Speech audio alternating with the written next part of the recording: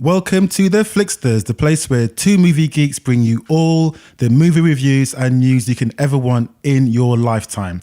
That's right, you can download our podcast on Spotify, iTunes, Google Play, Castbox, and Anchor. And don't forget to follow us on Insta, Facebook, YouTube, and Twitter. See you there. Deval, all systems go. This is Liftoff. Liftoff. I wonder why you're saying that this week. I wonder. Yeah. So you know like how you got the first man? It's no first man. What is it? First men. First men. And the men that I'm talking about are us, the Flixters. The Flixters. Oh, man. Okay, right. So ladies and gentlemen, thank you once again for downloading another episode of your favorite podcast.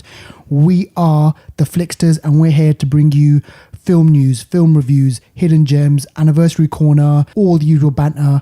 And I just got to say, again, Deval, we have ram-packed this episode, right? So much news to get through. How are we going to get through it? You know what? Let's just deep dive into this MF. Dive. Yeah. Okay, right. So you're looking really good today, by the way. I must say, before you actually kick off, you're looking really good. I don't know. You look different. I don't know what it is. Is it because this t-shirt that I'm wearing? Emperor has new clothes. Oh, yes. Ladies and gentlemen, we have got Flixter t-shirts. And if you're really good, right, we will send you. Actually, no, our budget doesn't. Our budget doesn't allow us to send it. Well, listen, no, thanks, Deval. You know what? The t-shirt looks brilliant, by the way. It fits you well. You know what? It looks great. I'm so proud to wear this. I was scared maybe that your gut might swallow it, because it's a big old gut. I'm joking. But no, mate, it's brilliant. I love it. I love it. It's great. So thanks for this. And you know what? We got to try and do. We'll come up with another design. There's the picture of us. Yeah.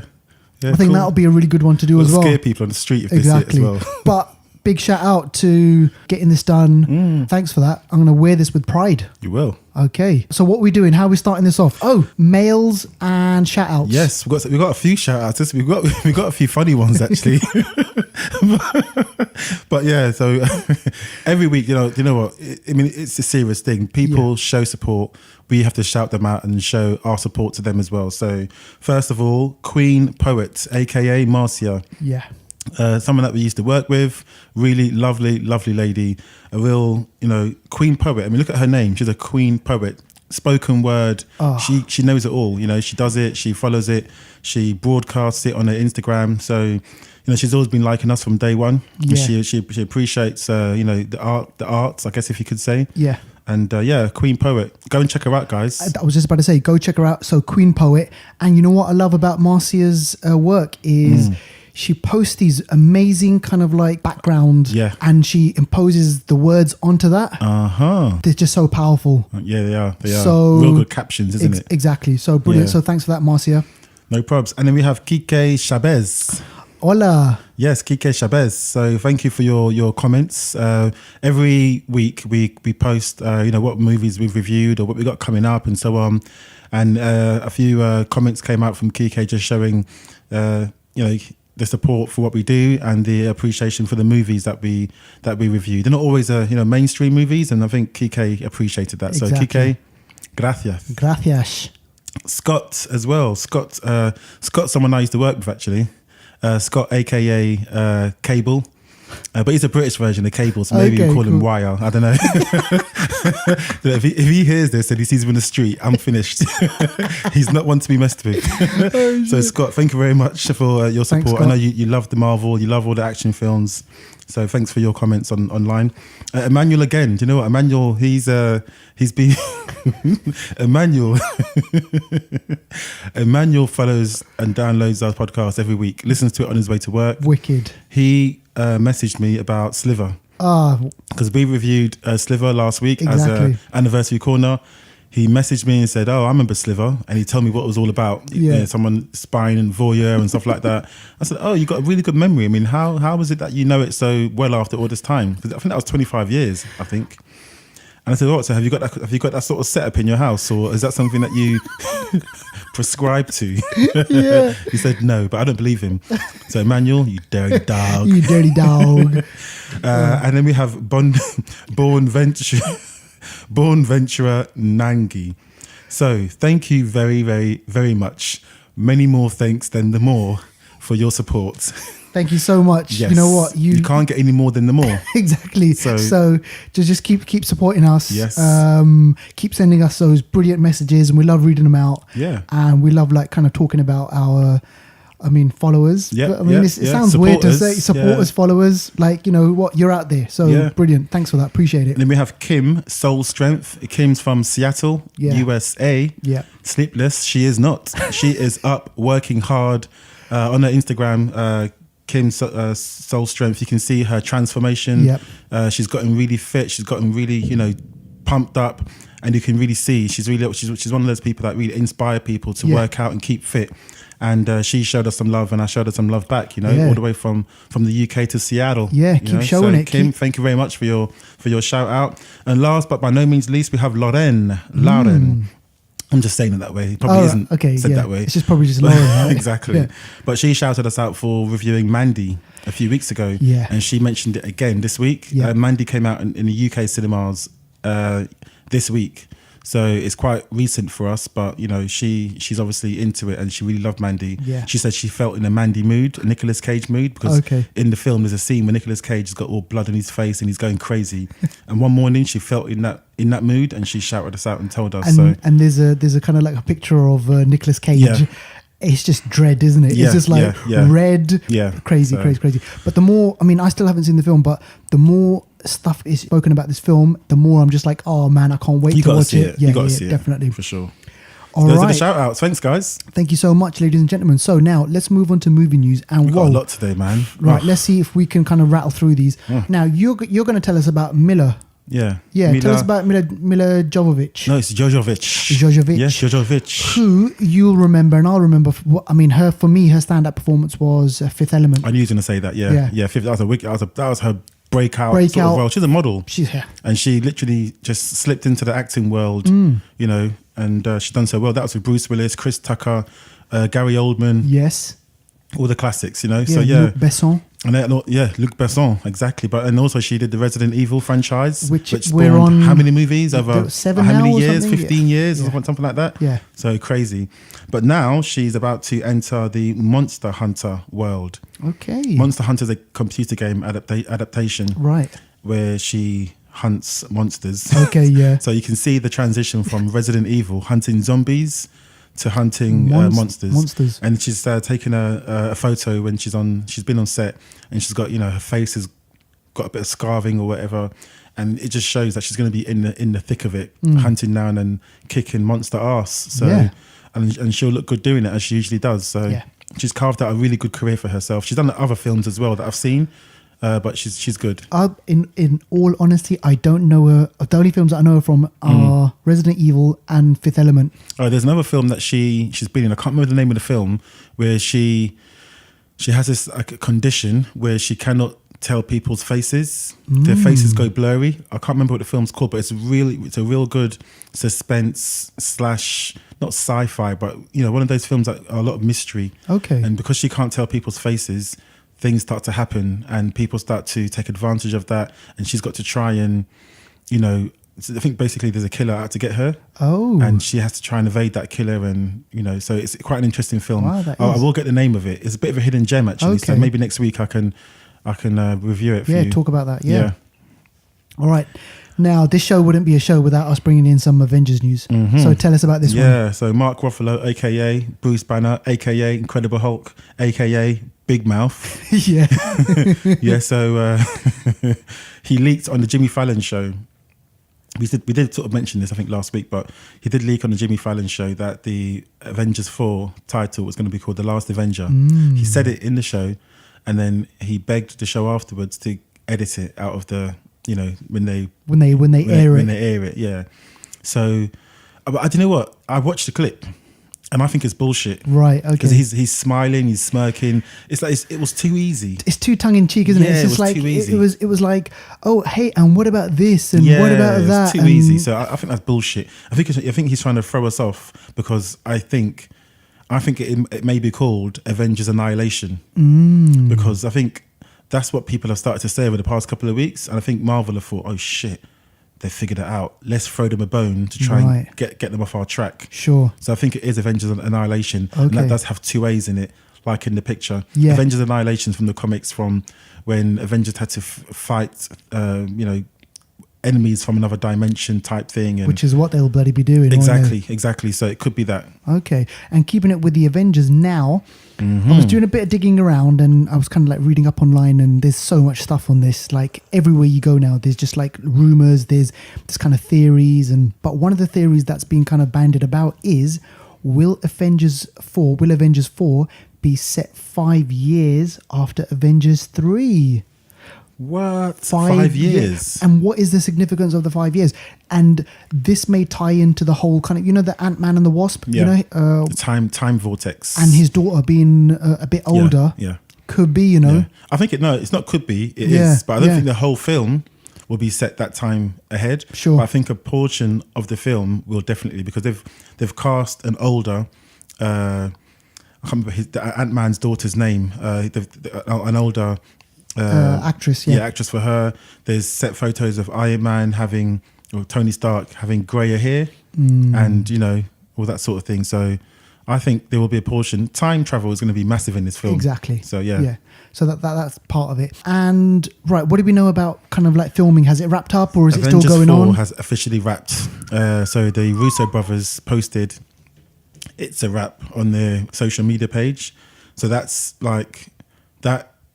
I can't even tell you how I feel. It's 6 months' time. It's coming out. That's nothing. 6.5 exactly. It's nothing. It's nothing. But another big thing is that they've released the sort of mini synopsis of Avengers 4, and within that synopsis, it details that the Avengers need to band together to fight an enemy that is like no other enemy they've faced before.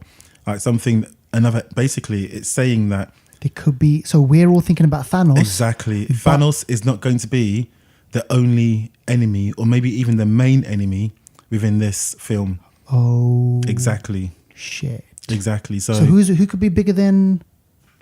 It's bigger than hip hop. What the hell? Hip. The only thing that I'm thinking about is Galactus the snapshot.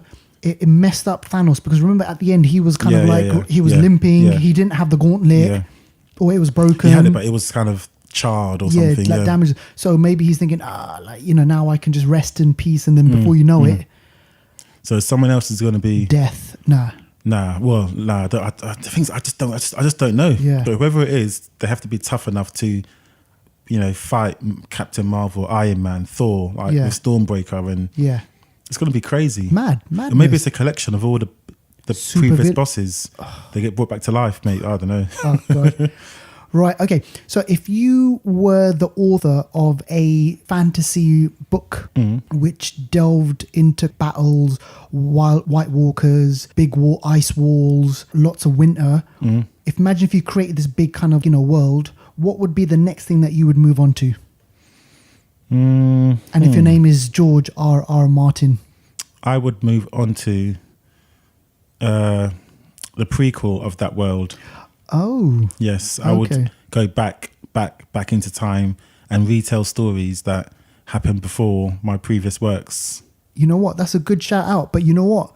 If you were George R.R. Martin, you didn't do that. What you did was you wrote basically you created this new idea which is called Night Flyers, and this is going to be coming on TV screens on the Sci-Fi Channel in December. Okay. And if you're in America, if you're in North America, you're going to be happy because you're going to be watching Night Flyers, which is a new George R.R. Martin show. And you spoke about this show a few weeks ago with the trailer. Exactly. We spoke about it. So, exclusive. Sadly, there's no word yet on when we're going to see it here in the UK. We'll see it. We'll see it. We have Sci-Fi Channel here. Yeah, so. But it's December, so why haven't we seen any promos? Or that's the only thing I'm thinking. Maybe hopefully Netflix picks it up or something like that. But this is George R. Martin, so obviously it's going to happen. We're going to see it. It's right? going to happen. Exactly. All right, so that's that. Venom. Right. Venom. Like we mentioned Venom last week. We did a good review. And obviously the critics didn't like it. We said, oh yeah, it was okay, it was good. It wasn't great, but it wasn't rubbish. But Venom actually has broken October box office records. This film has taken a lot of people by surprise. Yeah. I think it's 60... odd million. Yeah. And before that, the best one was Gravity, 2013, Sandra Bullock. Wow. Yeah. Yeah, and that So- that eventually won. I mean, that won Oscars, the Oscar. yeah. I mean, this ain't one gonna went. win. This ain't gonna win anything, right? No way. But it just goes to show that critics can say whatever they want to say about a film. If audiences want to go watch it, they will. Millions and millions of people are basically Yeah, watching this yeah. film. So I think there's definitely going to be a Venom 2, right? Oh yeah, for sure. Yeah. Come on now. Easy. And Come it's on. going to be carnage. Yeah. I mean, they've already mentioned it. Yeah. Yeah, exactly. All right, okay. So recently, Doctor Who that landed. So I think this was last week, and I think today this is going to be the second episode. So I caught up with it, and you know what? It's really interesting. It's gone down really, really well. Yeah. On the internet, people critics, they're saying that it's a great performance by the new Doctor, played by Jodie Whittaker. She was in. Do you remember this film, Joe Wright film called Attack the Block? Yeah. Yeah. Oh, she was in that. She was the one who got attacked by John Boyega first. You know, they mug her. Oh, she was like the nurse or something. is- yeah. She, yeah, I remember. Yeah. I remember. So that's Jodie Whittaker. So she's the new Doctor, and I mean, I can't base anything on just watching one episode. So I'll wait and I'll watch a few more. But I mean, Doctor Who fans, millions of them out there. Oh, yeah. Super popular, Massive following. even in America as well, man. I was like really surprised about that. But yeah, so that's really good. And the fact that it's a female Doctor, is that, I mean, obviously it's only been one episode so far, but it's the first time it's happened. And do you reckon that will increase his popularity, get a new I guess, audience and definitely diversity? Already, and- there's kind of like on Twitter, on Instagram, loads of young girls are kind of like dressing up like the Doctor, or they're saying things like the Doctor would say. So obviously, Yeah. it's opened up a new audience. Mm. For a lot of people, it was like, this is just a boys thing, like geeky boys with the toys and everything. But I mean, no, this opens up a whole lot of kind of like new people to it. So which I really really like. And it's great that also Doctor is a unisex title, so there's nothing Exactly. to change. It just carries on. Doctor Who. Yeah, exactly. It's amazing. Yeah, it's brilliant. Keeping it with what are we keeping it with? All right, here we go. Spider-Man. Spider-Man, yes. Tell us about Spider-Man. Spider-Man is filming in Venice.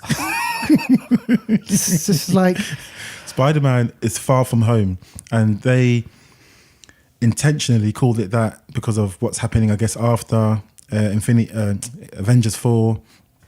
But literally, Spider-Man is gonna be a young man growing Yeah. into an old, a boy growing into a man. He's Sure. gonna get, he's gonna learn, he's gonna grow, he's gonna travel the world far from home. Yeah. So he's on location in Venice. I think they've filmed before in, is it Czech Republic or Something somewhere like like that? that. Yeah. London, where Nick Fury and Maria Hill was seen on location, as well as I think Happy Logan. Yeah, Happy I think Logan's they were going to be in seen it. Yeah. near London Bridge. So they're filming in Venice. I don't know exactly which scene they're filming. It Yeah. could be a scene linked to what we saw last week with Mysterio, Yeah. with the aftermath of the battle. Sure. But you just know, I mean, Venice is such an iconic place in Europe. Exactly. And I reckon my thoughts, because a few weeks ago we did break the story of a on-set video of Spider-Man Spider-Man getting splashed by some water.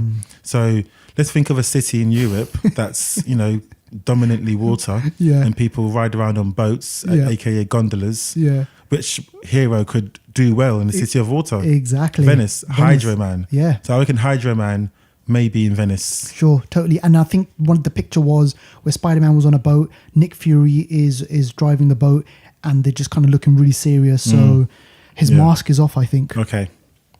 So that was really interesting. All right, so now tell us about Mandalorian roles. Yes, so Taika, not Masala. not Tika Masala, Taika Waititi. It would have been funny if it was It would Tikka have been. Masala, actually. So Taika Waititi and Bryce Dallas Howard From Jurassic World, Jurassic and World days, yeah. Black Mirror, Lady in the Water. Yeah. They have landed roles as Mandalorian people in Star Wars. Wow. Yeah, Mandalorian warriors, fighters, whatever you want to call them. And this is Jon Favreau's Yes, it is, show, yeah. right? Yeah. But when we heard Taika was going to be involved, I kind of thought he was going to be involved behind the camera. But I keep forgetting he's an actor as well. Yeah. 'Cause he was in Green Lantern. He was Ryan Reynolds' He buddy was, in yeah. Green Lantern. Yeah, And he was Korg in... he was Korg. Yep. in Ragnarok. He was also in The Shadows. What We Do in the Shadows. What We Do in the Shadows. He acted and directed in that. Yeah. So yeah, he's an actor. So yeah, so the Mandalorians, like I said before, they're a fierce race. You know, they're the sort of people that, you know, if I was a leader of a tribe, and you felt I was a bad leader, you could literally fight me to be leader. Wow. If you kill me, you're now the leader. Yeah, exactly. They're fierce like that. Almost like Black Panther. A bit like that, yeah. And also, like, have you seen Riddick? The Necromongers. I've seen the first one. You've seen the Chronicles of Riddick? No, I haven't. That's one of the best ones for me. Oh, is it? Yeah. Okay. People don't know about that one, you know. That could be a hidden gem for me. You spoke about it's it. It's a really good, Necromongers. Like, you keep what you kill. Ooh. If you kill the leader, you're the leader, and everyone's got to follow you. Yeah, it's the Necromonger way. So, Mandalorians are going to be really good. They're based in the Outer Rim. Yeah. Their world had been basically trashed by the war. The war, and they're just, because of that, they're just really, you know, fierce. Angry. They're just, exactly, no one's going to mess with them. They're just a law unto themselves. So don't mess with Mandalorians. No, exactly. I reckon this is going to be amazing. Yeah. Right, we've got a couple of points of news on James Gunn. So maybe we can link, this one and the next one up together. But tell us about James Gunn. So James Gunn, obviously we know he had a controversy with Disney, aka Marvel, about the historic tweets. So he was fired from directing Guardians 3. But in between that, he'd already directed a horror film, a really low-key, no one knew anything about it, but it was a horror film that was meant to be released in, I think, 2019, November. It's now been brought forward to May 2019. Wow. And it's going to be called Bright Burn. And any news on like who it stars and? No news yet, but it's going to be a horror, but you know, his kind of horror, like Slither. He done Slither. Yeah. So it's gonna be something. You know, he's a funny guy. He's got to throw some humor in there. Sure. But this is going to be released by Sony. Right? So, okay. Yeah. And just keeping it with the James Gunn news. I mean, I kind of messaged you. I sent you a message on WhatsApp, and this kind of like came up all shot up all on my phone. But ladies and gentlemen, James Gunn has now moved over to Warner Brothers, and not only that, he is going to be writing and directing a reboot for none other than Suicide Squad. Mm-hmm. This is major news, right? Major news. This is huge. So basically, Marvel and Disney, they told him to piss off because of the shit what was said, and like, you know, obviously people were really annoyed with the whole thing. The cast and crew got together, they banded together, and they were like, no, keep him on. In the end, they just basically had to part company. And then, you know what? Warner Brothers, they saw the opportunity. They thought, you know what? How can we not take up this opportunity? This guy is super talented. He's done so many great films. Mm-hmm. Obviously, he's intelligent. He knows how to make movies. Let's bring him on. It happens sometimes. I mean, even back in the day in the comics, people would leave Marvel and go to DC. It happened massive. Jack Kirby left Marvel, went to DC, and he did the whole New Gods sort of stories, which is kind of like Marvel's Eternals and things like that. There's comparisons with Eternals and Celestials and stuff. I'm talking about New Gods. Ava DuVernay is currently writing the script for DC's New Gods. So there's a lot of things happening in the project, in the pipeline. And hopefully by bringing someone over from the other side, like Marvel side, he'll bring over kind of like, the ideas and this is how we need to do it. But here's a question for you, Deval. Is Suicide Squad that idea that you think, okay, we need to see another reboot of this? Or should it have been... Could he have done like Justice League? No. I think there's actually another team.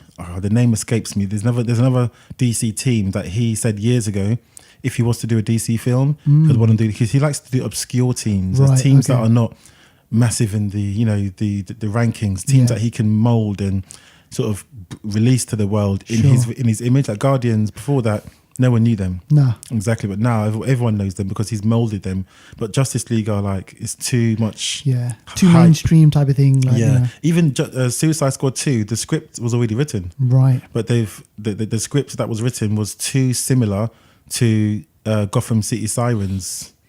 So they actually scrapped that script. The person that wrote it's like, see ya. And then they got James Gunn along. So he's going to, as you said, reboot. It's not going to be a direct sequel. No. Nah, it's going to be a reboot. And the only thing that when I was doing the reading up on this, Margot Robbie's, I think, is still attached to play Harley But Quinn. they might change some of the others. Yeah.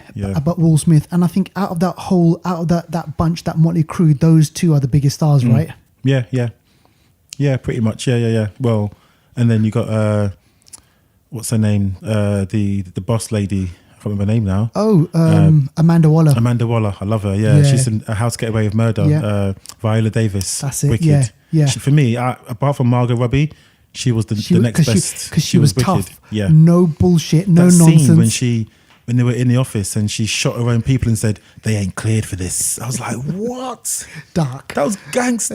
Yeah, exactly. They're not cleared for this. So they're just like, clip them out. Yeah.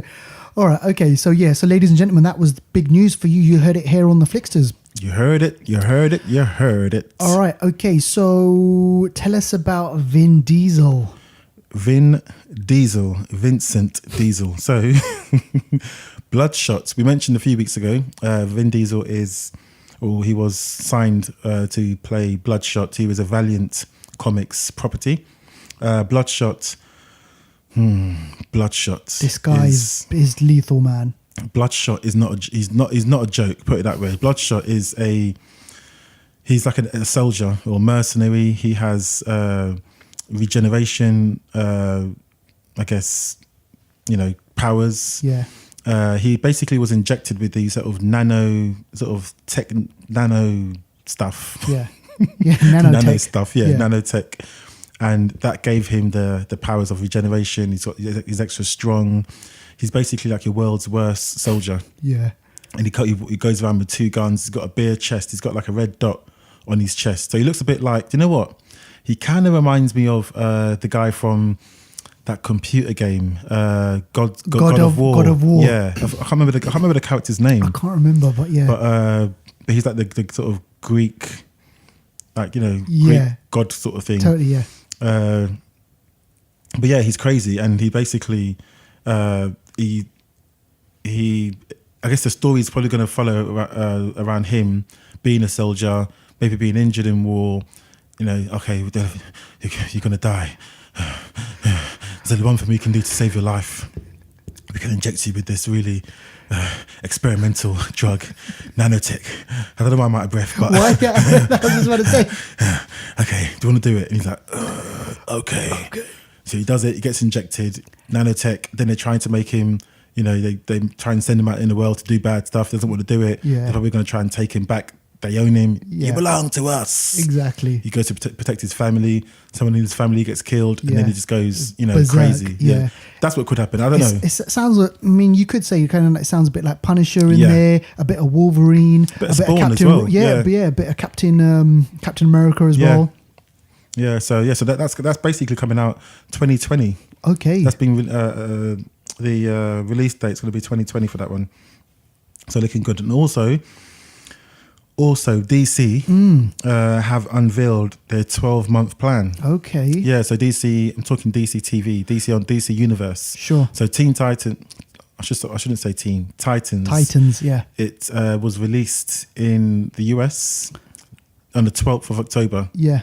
And then Netflix, I believe...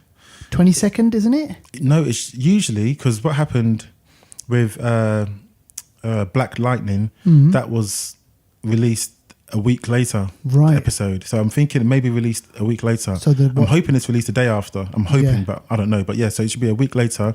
It's released on Netflix for us in the UK. Sure. But apart from Titans, they've got Doom Patrol coming out. Yes. They've got Stargirl coming out. They've got Swamp Thing coming out, which is going to be quite dark. Yeah. Obviously, they're going to have a Titans season 2 probably.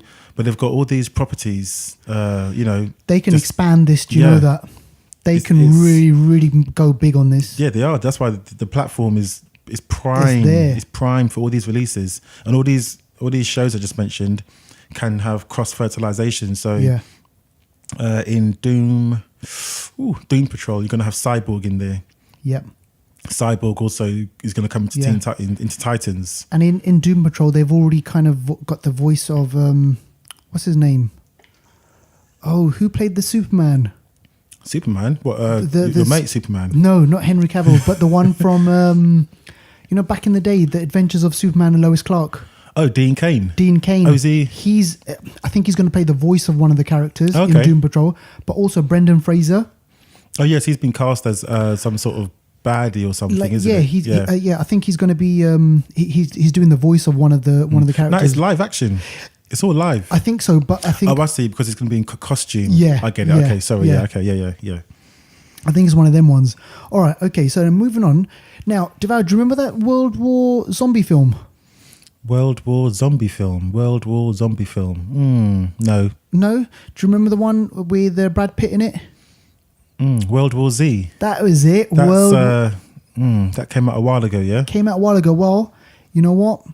Sequel's been confirmed and it starts shooting in June.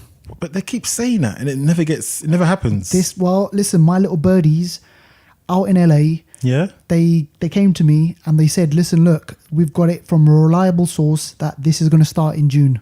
Oh, because I set out one of my little birdies and it was attached to Soundwave and it came back and said, Master, they are going to start filming in May 2019.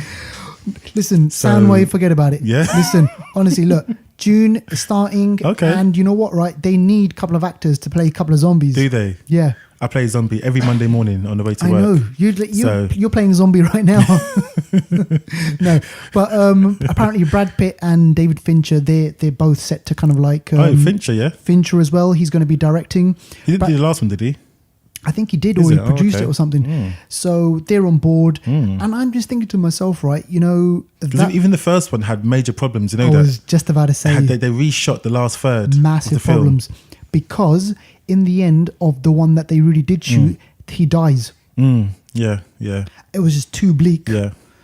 And they did it to a test screening and they were like, what the hell? No. So then they had to reshoot the ending and like, you know, he survives. All right. Yeah. So that was that. All right. Okay. This is now big time rumor alert. So take this with a pinch of salt. But do you remember Jack O'Connell? I'm trying to... Jack O'Connell was in 71, Starred Up, Money Monster. He was in Angelina Jolie's film about the runner. No, Starred Up. What the prison drama. Is he the main guy? Yeah, the main guy. Oh, okay. Right. So apparently Ben Affleck had a meeting with Warner Brothers or, you know, whatever, DC Comics and stuff, and said, hey, look, you know what? This kid, he is the one to take over. He's a British guy, is he? Yeah, British guy. So he could, and again, this is all rumor, ladies and gentlemen, he could be the next Batman. Boom, there you go. I said it. Who are you? I'm Batman. No, but... No. What are you? Isn't it? I'm Batman. I love that. Oh, is it? Okay, yeah. I can kind of see where they're coming from, yeah. I mean... Yeah. All we know is Matt Reeves. Matt Reeves did Matt Reeves did did he do Monsters? Monsters. No, Matt Reeves directed Godzilla. Oh, okay. So Matt Reeves did Godzilla, and now Ben Affleck has said, "Look, I'm out of this. Okay, move the mantle on. It's now going to be called The Batman." Matt Reeves written, directed, and we could have, O'Connell as the new Batman. Okay. Flixters, tell us, what do you think about it? Good choice, bad choice? Let us know. All right, and I had to kind of mention this because Jackie Chan, right, growing up, Jackie Chan was one of my favorite action stars. Like, I remember Armor of God. And, oh man, Rumble in the Bronx. Police Story or something. Police Story, yeah, all of those, and like even going before that, like Drunken Master, Snake in the Eagle's Shadows, Master with the cracked fingers, like all these. I got to take a picture. Hand movements. Oh gosh, I got to take a picture of Deval just doing this, man. I could do that karate move, man. Just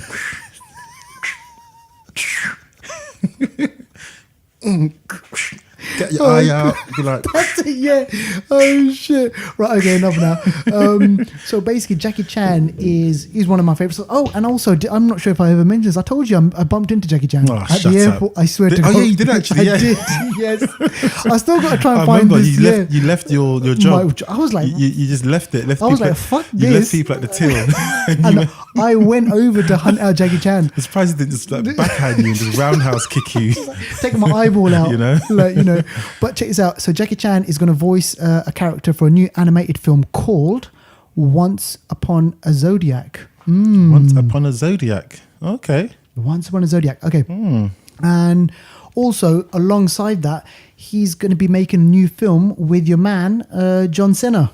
An action flick. So John Cena. Oh, sorry, John Cena. Sorry, and John Cena. We know him from what? Wrestling.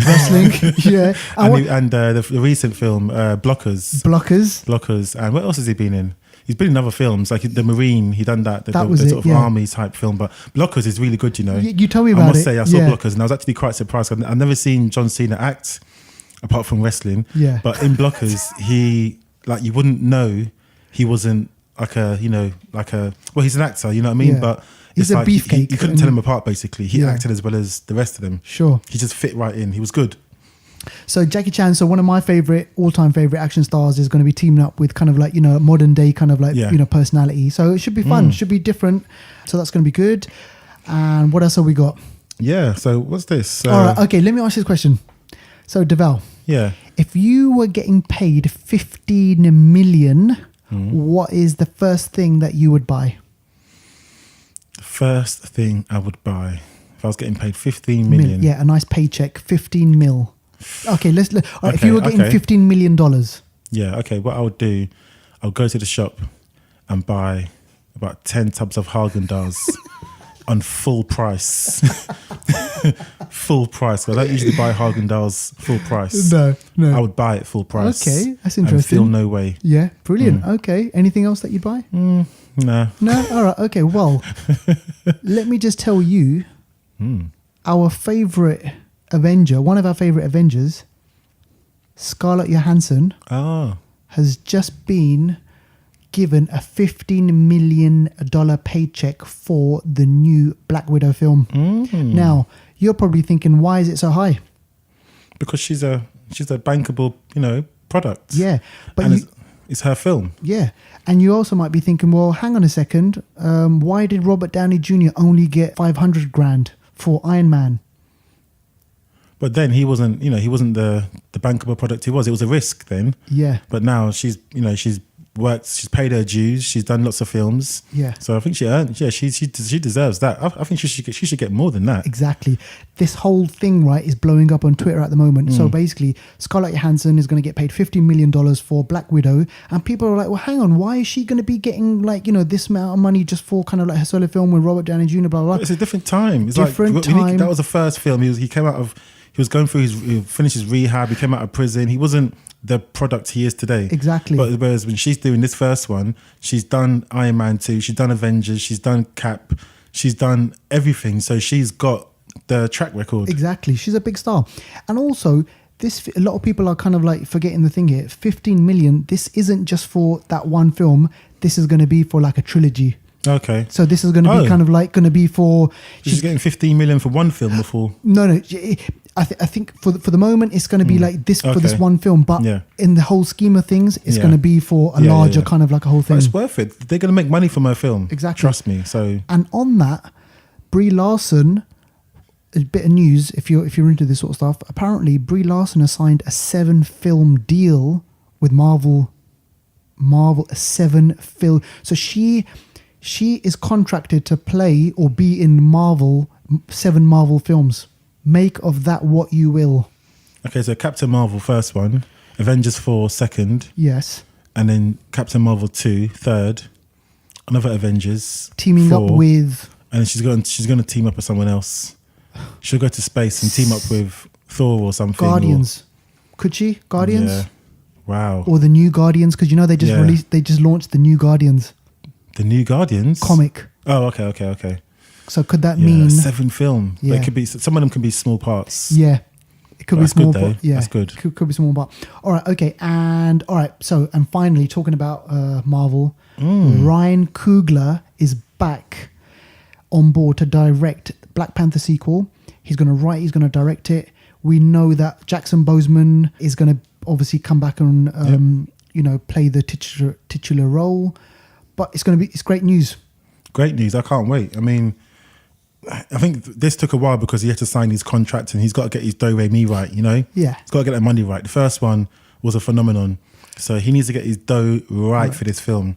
And part 2 is going to be... There was news a while ago that Kraven the Hunter might be an enemy in this one, but it's not. Kraven the Hunter's going to have his own film. Right. Actually, on that, Farquaad, the one that directed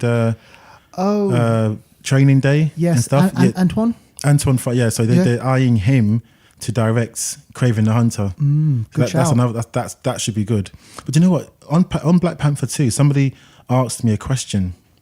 Our friend actually from America, Erica. Right. She asked me a question. Who would you want to be in Black Panther 2? Great and I question. thought about it. I couldn't think straight away at all. First, I couldn't think of anything straight away. And then it hit me. There's an actress that's she's from London. She's from East London actually, and when I show you her picture, you're going to be like, "Oh my gosh, this girl is Black Panther."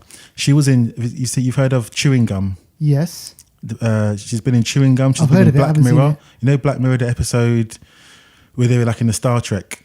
Yeah. She's the black girl in that one. Yeah. Yeah. So her name is. Her name eludes me, but her name. I'll get it for you in a second. Sure. But it's But I mean, Michaela Coel. And she was in the news recently, wasn't she? Yeah, so I'm telling you, man. She's in a film that's out in Netflix. Black Rising or something, Black Sun. It's on BBC at the moment. Is it called Black Sun or something? Yeah. It's a Netflix film. No, it's on BBC. Okay, because she's also in a new Netflix film, which is filmed in Camden Town. Oh, is it? Yeah. Yeah.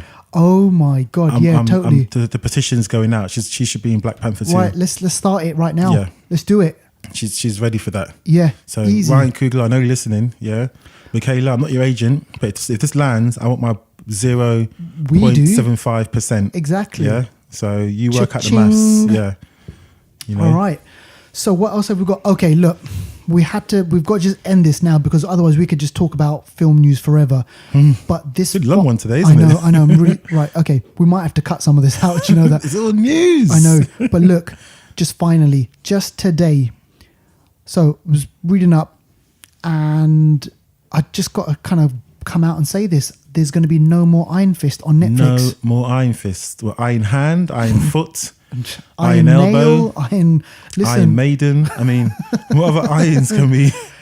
Netflix have announced that they are saying goodbye to Iron Man on Netflix. Can you believe that? Iron Fist. Sorry, I'm so confused about the You whole know thing. what?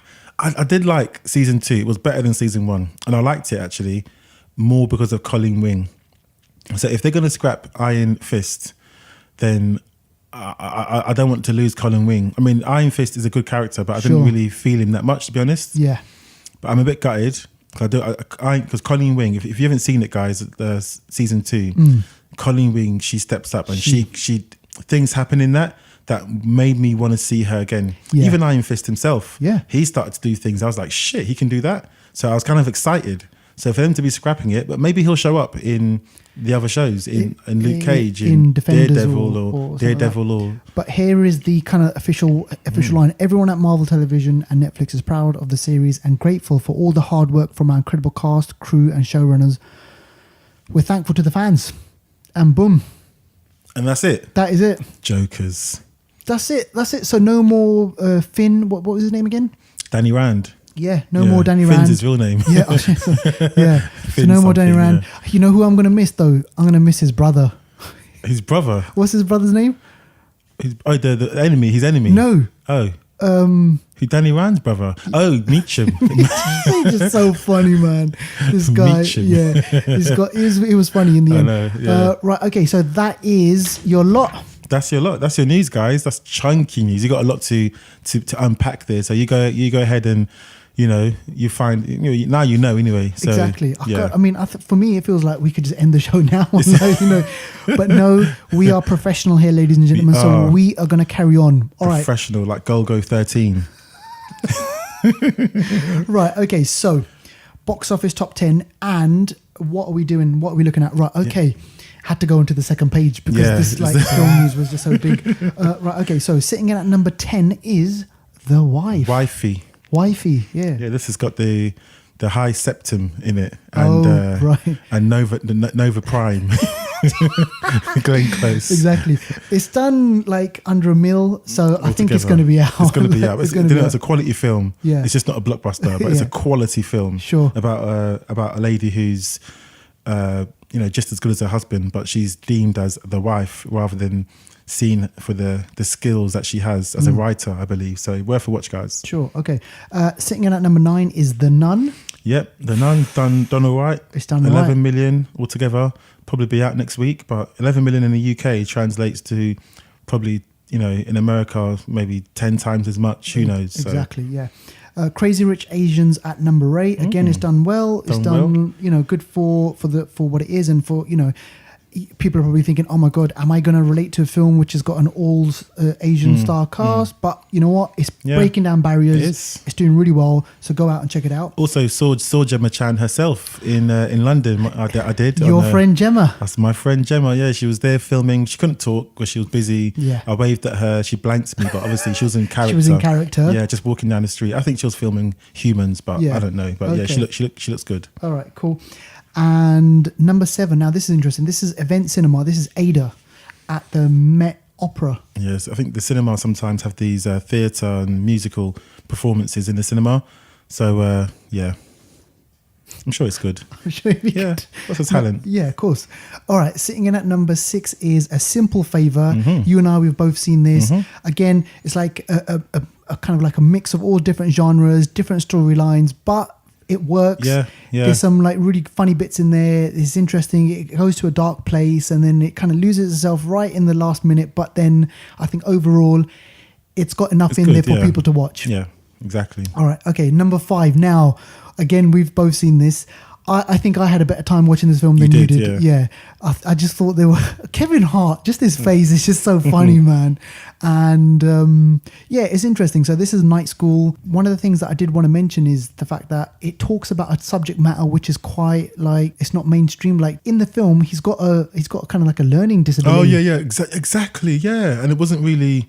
It was kind of, gleaned upon kind of thing. It's just... Yeah. So, I mean, there is comedy in it. They do take the piss out of his height and everything, but underneath all that, there is this thing about kind of like learning. Yeah, dyslexia or something, isn't it? Or something and like that. some people suffer from this. Where I think it's called dyscalculia. Oh, okay. Oh, the numbers one. Yeah. I keep touching this. Right. Okay. Yeah. So that is number 5. Okay. Number 4, The House with a Clock in Its Walls. Not my house because I've got no clocks, as you can see. But Eli Roth directed. Jack Black. Her name always eludes me. Kate Blanchett, and then the young boy who's a good actor whose name I don't know, but good film from what we understand. Yep. Okay.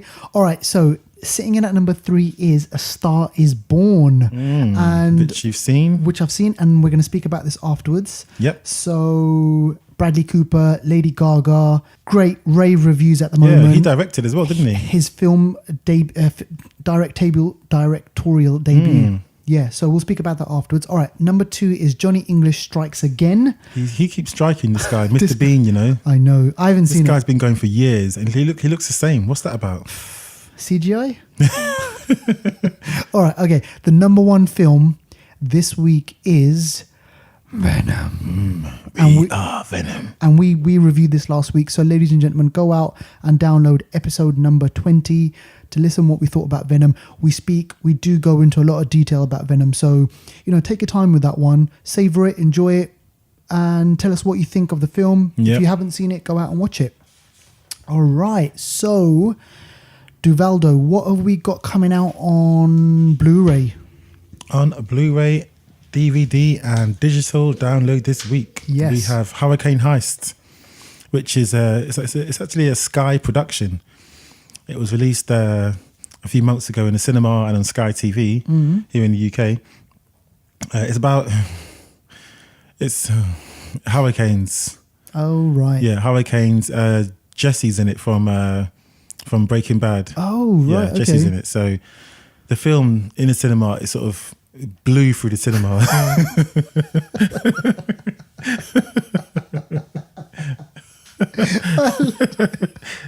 These one-liners, man. It just blew through the cinema. You wouldn't have noticed it. Right. Just a little gust of wind. But I didn't see it. I don't know what. I don't know. I was going to blag my way through that. I was just going to say the hurricane and there was a heist. Because I don't know.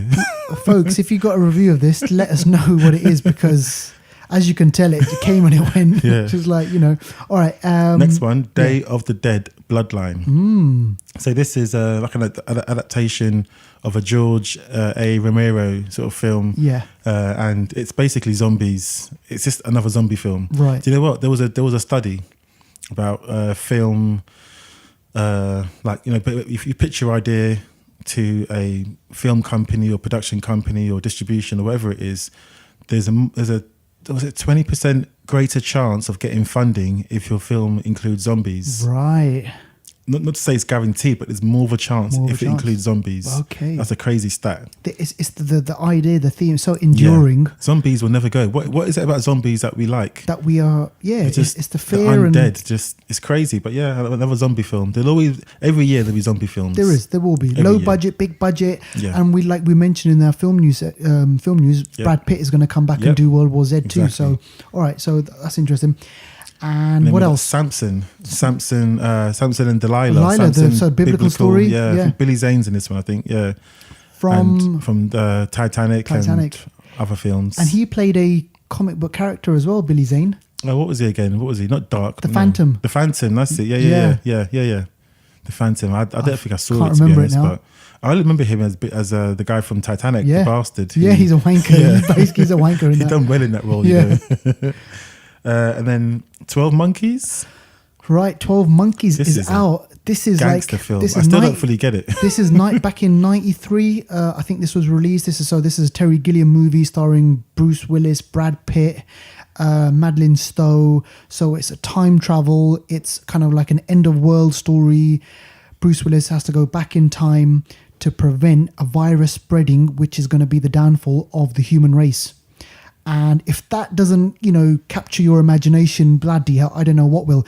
Like I said before, it's crazy. Brad Pitt he's good in it. He's really good. He plays really mad. He takes it up to the level.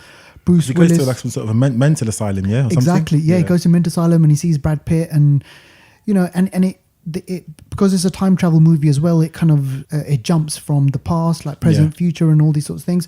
Go out and watch it, ladies and gentlemen, if you haven't seen it. It's definitely worth watching. Also, just to kind of add on to that, there is a TV show on Sci-Fi called it's not bad. It's really good.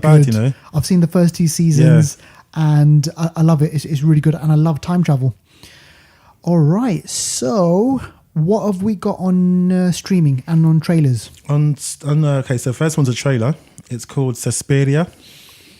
Suspiria looks like a gangster film. Yeah, you sent me the link for this. Yeah, Suspiria looks gangster. So it stars Chloe Moretz Grace. Yes.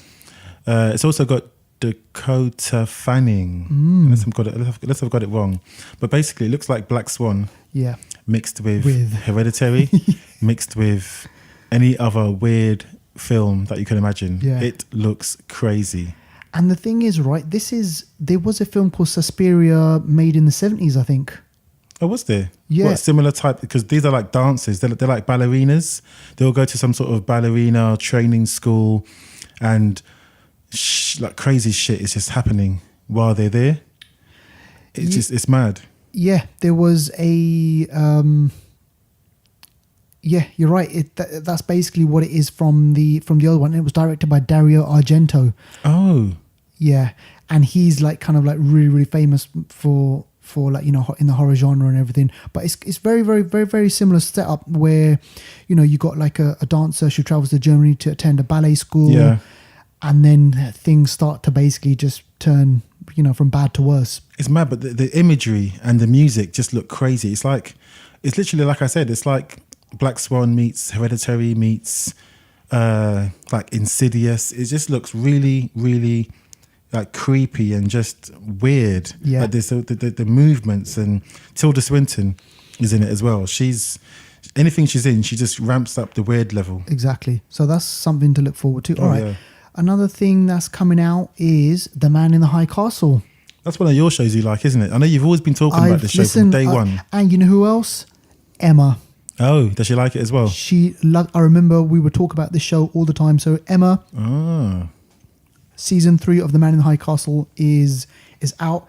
And the question that I'm going to put forward to you, Emma, is this. Are we any closer to ever finding out who the Man in the High Castle is? Boom. Yeah? Yes. Damn. Okay, it goes deep. Okay. Devout, it goes deep. And, okay, Trekkie. So this one's going to be for the Trekkie fans. Yeah, I'm a Trekkie fan. Live long and prosper. Oh, wicked. Star Trek Discovery. Yes.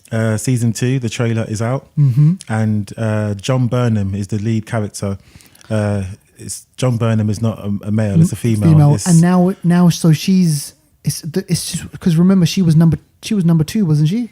No. What do you mean number 2? As in like leader of the ship? Yeah. Yeah, she was, but then mad things happened in season 1, so she got demoted and all mad things happened. But so it's the actress that was in Walking Dead. Walking Dead, yeah.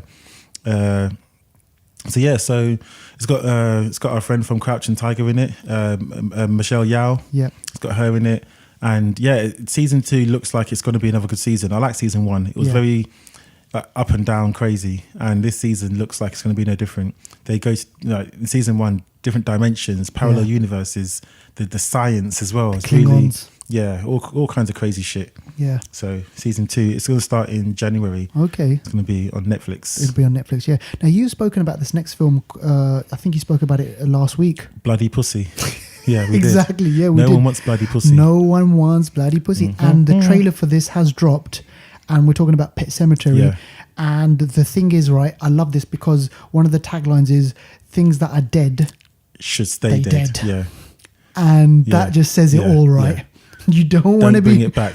Don't want to be bringing shit back, right? Okay. So what do we think? So this is based on a Stephen King novel. Yep. It was a film made in the 80s. Yep. There was a Pet Sematary Part 2, which starred Edward Furlong. Oh, okay. And now they're kind of like rebooting it, bringing this back. I think this is going to be a big hit. Is this a Netflix film? I don't know, Okay. I wouldn't be surprised if it was. Right. Because quite a few of Stephen's works, go to Netflix. Like you had Gerald's Game. Yeah. You got the one, the 1922. That is one that it. had our mate, the Punisher, John Hannah. Is that his name or something? Yes. That's not his name, is it? John Hannah? No. Thomas Jane? Thomas Jane. Yeah. John Hannah. Yeah, close. John Hannah's the guy, the Batty artist, the one from Spartacus. Yeah. Scottish guy that was in The Mummy. Yeah. So some of Stephen King's works do go straight to Netflix, which for me doesn't bother me either way. He's getting his money, Stephen King. So. Exactly. Oh, listen, right. Okay, next film. Now, there's a lot of hype surrounding this, and we've spoken about it before. It was a trailer was unveiled at Comic-Con back in March, April time. I think this was loads of buzz, and I am talking about more buzz than Aldrin. Exactly. That's a great one. More buzz than Aldrin. Listen, Glass. So, Deval, come on, tell me, what are your thoughts on this? Call me Mr. Glass. Call me Mr. Glass. Glass is going to be heavy. Yes. Glass, the origins of this, Unbreakable. In 2000 it came out. Yes. Samuel L. Jackson, Bruce Willis. So Bruce Willis he's unbreakable. He survived a train crash. Everyone, well, maybe not everyone. Yeah, everyone. I think everyone died. Everyone died apart from him. Apart from him, he faked an injury in college so that he could, marry his wife, and he doesn't get hurt. Yeah. And then you got Samuel L. Jackson, who's the polar opposite of him. He's so delicate. He's broken like 200 bones in his body. He is literally he's Mr. Glass. He's Mr. Glass, and he researches to find out who in the world is unique like he is. Yeah. So that's how him and Bruce Willis's character came together.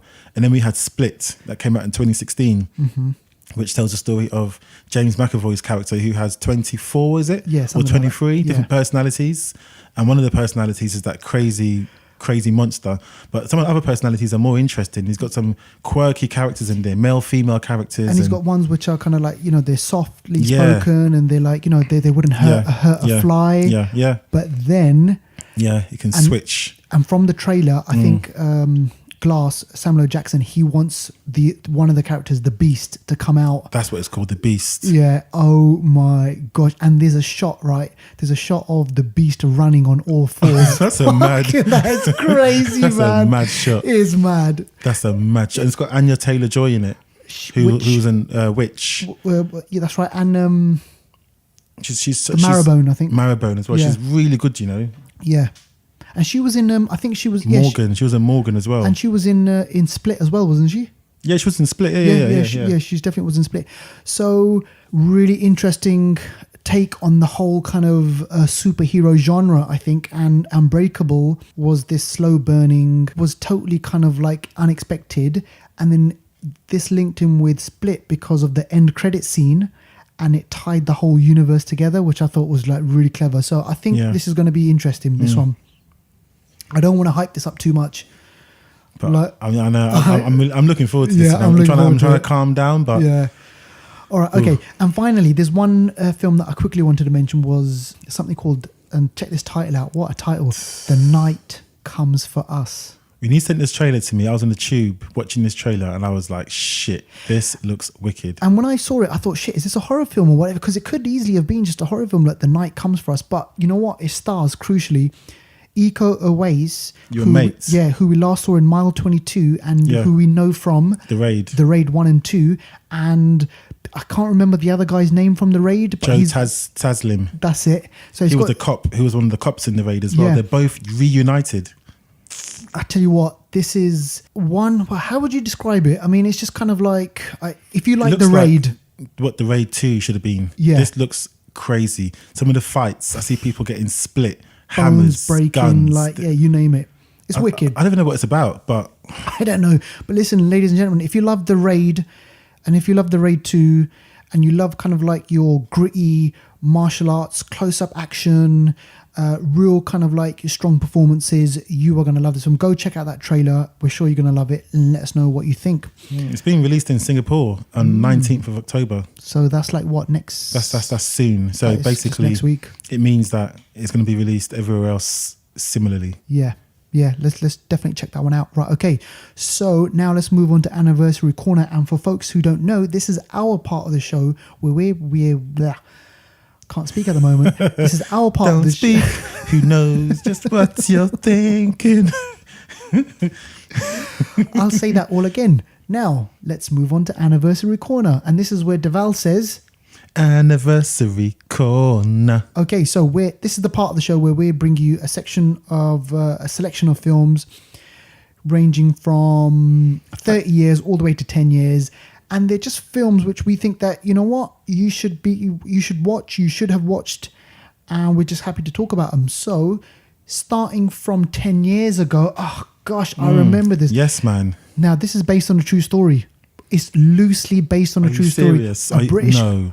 Bro, seriously, a British guy. So, in the UK, a guy, he made the vow to just basically say yes to everything.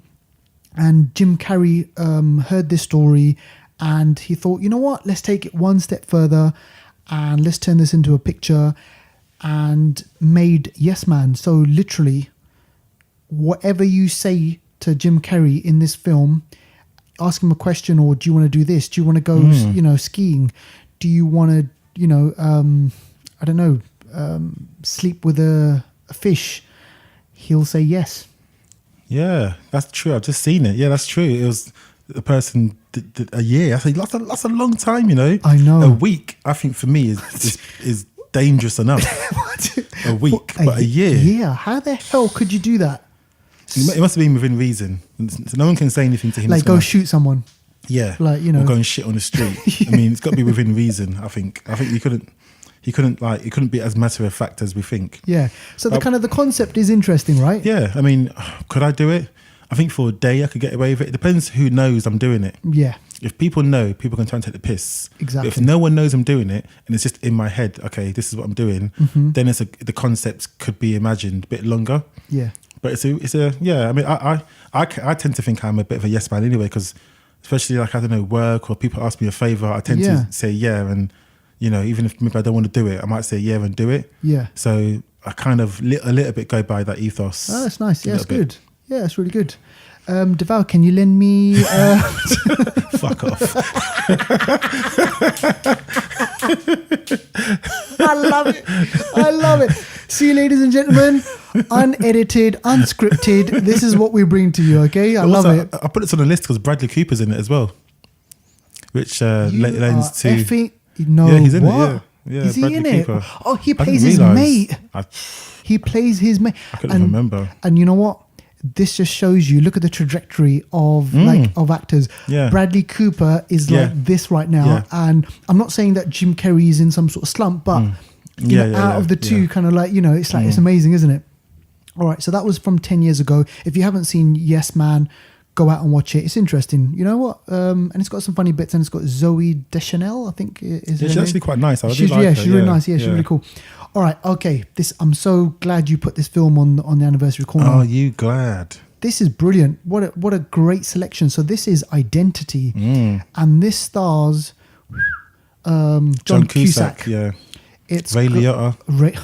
Whatever happened to Ray, man? So Ray Liotta, John Cusack, Alfred Molina, the one that was Doc Ock. Dr. Ock, who's sadly passed away, I think. No, he's still alive, isn't it? Is he? He's in the theatre. He's doing a show at the moment with the guy from How to Get Away with Murder. I bite my tongue. Yeah, sorry. No, sorry. He's alive.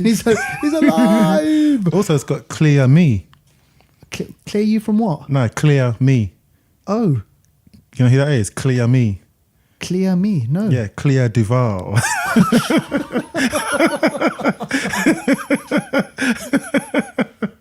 Clear Duval. Wow.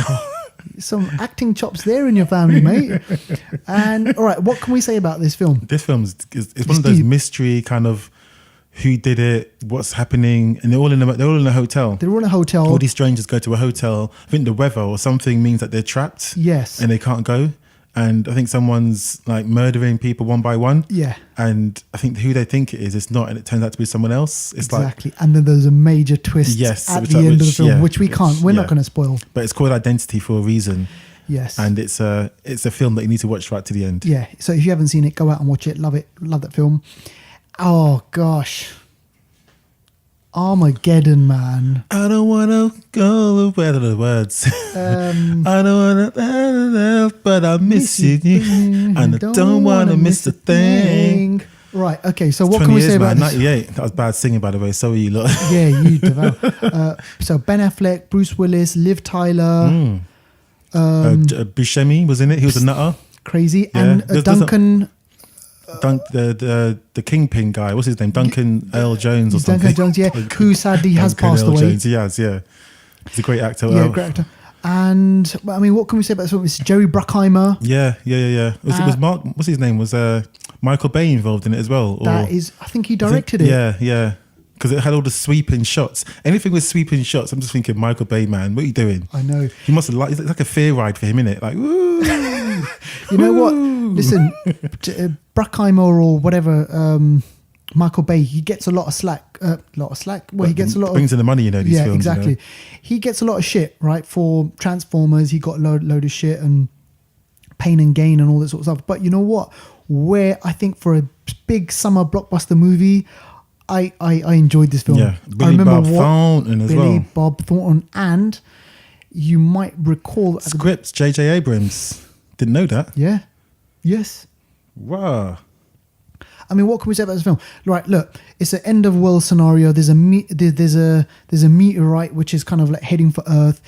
The only way that they can save Earth is by drilling into the core of the meteorite, and there's only one person in the world who could do this. Because I think they're like an Earth. They work on a rig, an oil rig, so rig, they're good at drilling. Yeah. But they're no good in space. But then there's astronauts who are good at space, but no good at drilling. So they send people that can't go to space into space to drill. Yeah. And it's a madness. Owen Wilson's in it as well, and then the guy from They Live, the one that has the fight with Roddy Piper. Oh, Keith David. Keith David. He's in it too. Yeah. All-star cast, man. Brilliant. It was brilliant for its time. That was back in 1998. So if you haven't seen Remember that? Yeah, I remember the trailer and seeing the little meteorites, because I think Earth was hit by some. It hit the ground, and Eddie Griffin was in the cab, the comedian. He's like, "Hey man, what's going on?" And he's got his dog. Yeah, he's like, "Oh man, Earth is going to town." I remember that kind of thing. Oh shit! Right. So look who's talking now then? It's me. Yeah, Yeah. you. Who did you think? Listen, no, I thought we were talking about a film. Look who's talking now.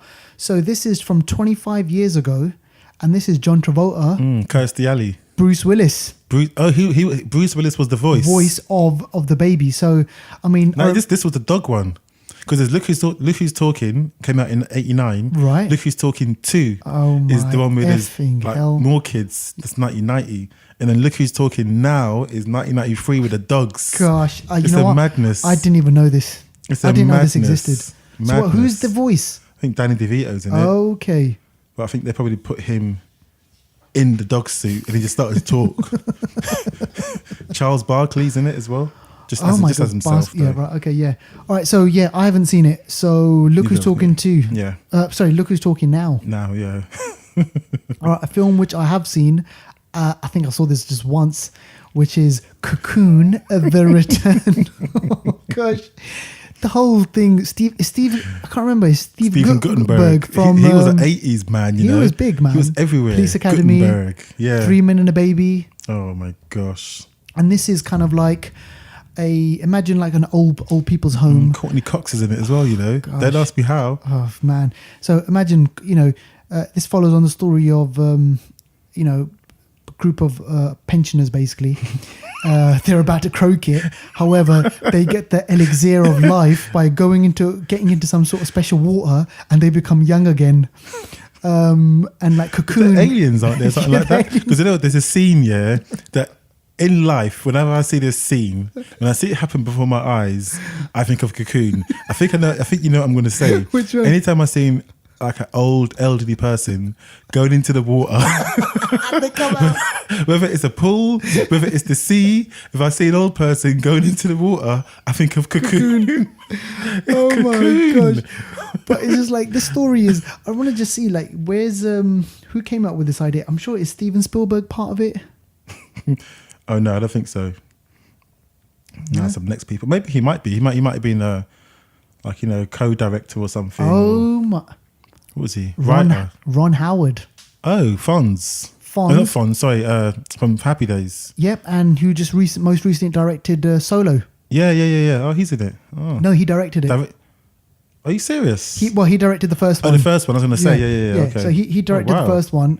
Cocoon. He must have been young then, isn't it? Come out of just like So who directed the second one? A person called Daniel Petrie. Yeah.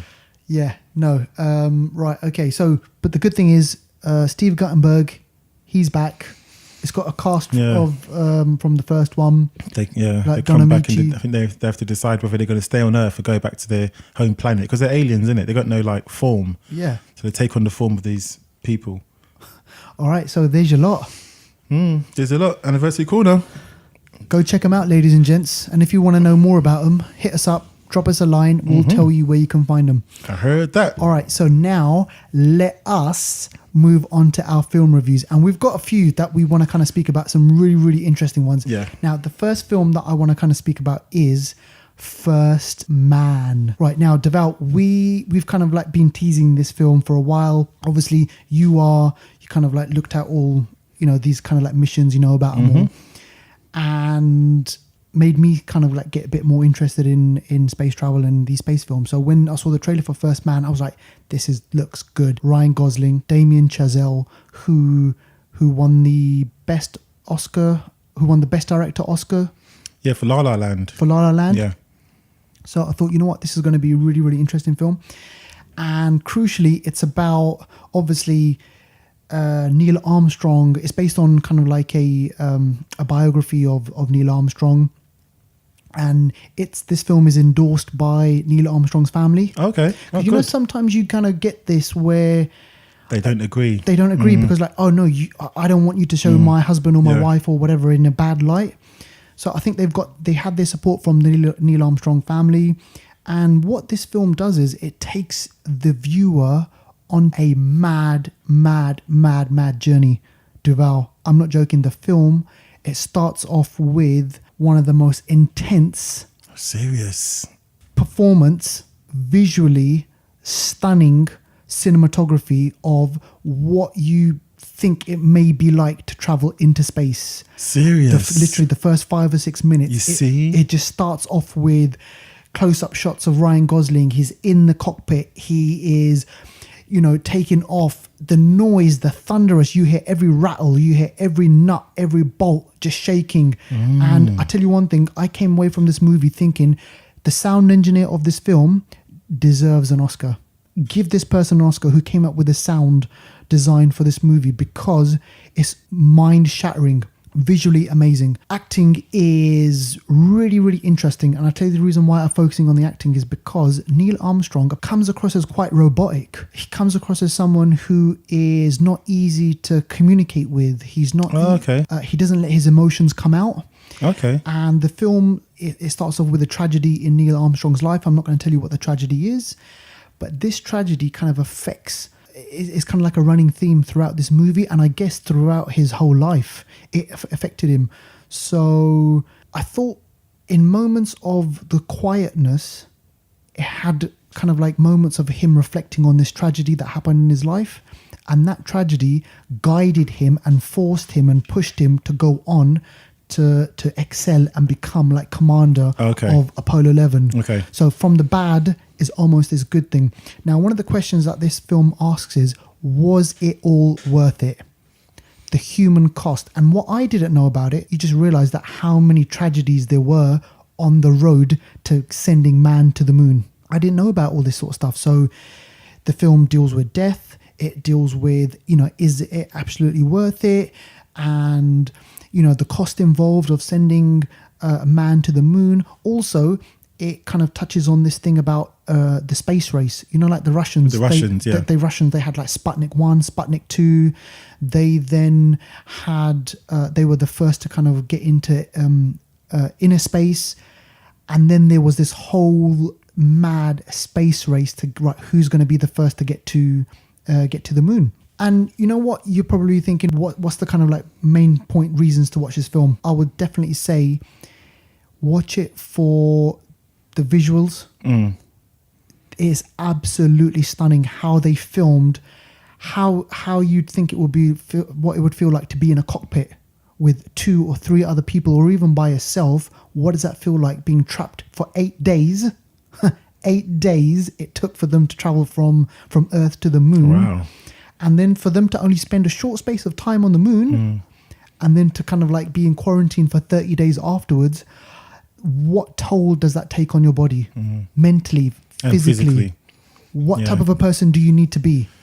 From what I understand, the space training program is really arduous, because mentally, like you say, physically, in zero gravity, your muscles will waste away and there'll be an effect being in zero gravity. Yeah. And the solar, the solar radiation that happens in space, you're not as protected from the ozone. Yeah. Or the sun, the Earth's magnetic. That's why I love talking with this stuff about you, mate. That's so true. The magnetic sphere protects us from solar radiation from space, and while you're traveling through space, you're not protected by that. So there's health implications in being in space for long periods of time. So back in the 1960s, it happened in 1969, isn't it? 69, yeah, July. The technology may not have been as superior as it is now. So I can imagine they would have been in quarantine for a long time afterwards to go through lots of testing and make sure that they're okay. Yeah. And there's a story of the astronauts coming back and reporting when they closed their eyes, they could see lights. And that was an after effect of them being in space and being exposed to the solar radiation out there. Wow. And the way it affected their sort of perception in their eyes and so on. They could basically see little splurts of lights when they close their eyes. Sure, yeah. And it's just mad that the science behind what happens in space. It's crazy. It's crazy, man. Yeah, it's crazy. It's great. And one thing that I would kind of say is, like a film like Interstellar, where they do speak about the science behind all that sort of stuff. This film, they don't do that. It's more kind of like the human connection that people have, like, you know, the cost involved of putting a man into space, what this person has to go through. One interesting thing that I noticed was, I didn't know much about Buzz Aldrin, but when you watch his film, you just think to yourself, oh my God, he was a bit of an arsehole. Oh, is it? Yeah. When you watch, now, I don't know whether or not Buzz Aldrin's family agreed to have him portrayed in that way, but when you see him, like the stuff that he comes up with and the kind of the friction between Neil Armstrong and Buzz Aldrin, it's kind of there, and it's kind of like, you know, in evidence. So you had Michael Collins, who was the pilot, isn't it? He had to sort of keep the wheels moving while they were. You know what? You just don't even see him. Yeah, he's in the Collins is. He's important. He's a getaway driver. Without him, they ain't coming back. That is it. It's all about how was Claire Foy? I was going to ask, how was Claire Foy? Because she's been tipped for Oscars and she won an Emmy recently. And I tell you what, she gives a pained performance. And I say pained is because obviously she is dealing with the tragedy that happened in their life. She's also dealing with the death of their friends who are astronauts and, like, you know, stuff has gone on. She's also dealing with a person in Neil Armstrong who is closed off. He doesn't want to speak about stuff. He totally ignores things. And there's an amazing scene, which I thought was brilliant, where Claire Foy, she lays down the law. She says to him, listen, right, you're going to go off to your mission. You need to say goodbye to your children. And he doesn't want to. And I was like, oh my God, like, yeah, well, like, you know, how would you have that conversation with your kids? And she basically lays into him, and I just thought, you know what, this is absolutely a brilliant performance. And you see the kind of like the pain through her face. Ryan Gosling is kind of like really subdued. He's just like I said before, he's almost robotic.